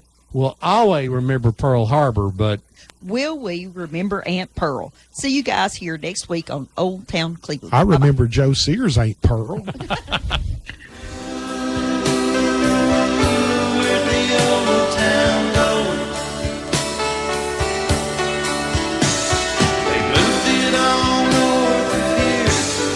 Shopping mall.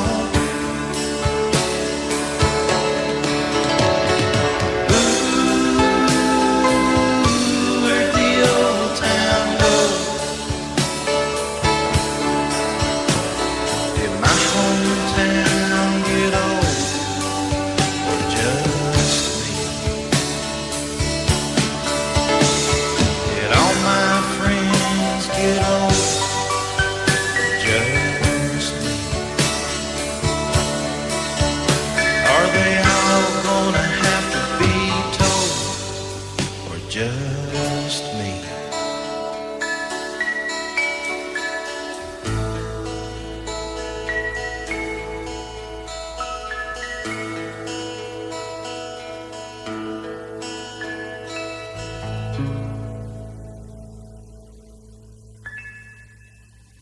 You are listening to WOOP-LP, Cleveland, Tennessee. WOOP FM is a broadcasting service of the Traditional Music Resource Center, and we play America's original music. Did you know that U.S. Money Shops cashes all checks, even the ones most check cashers reject? Tax-free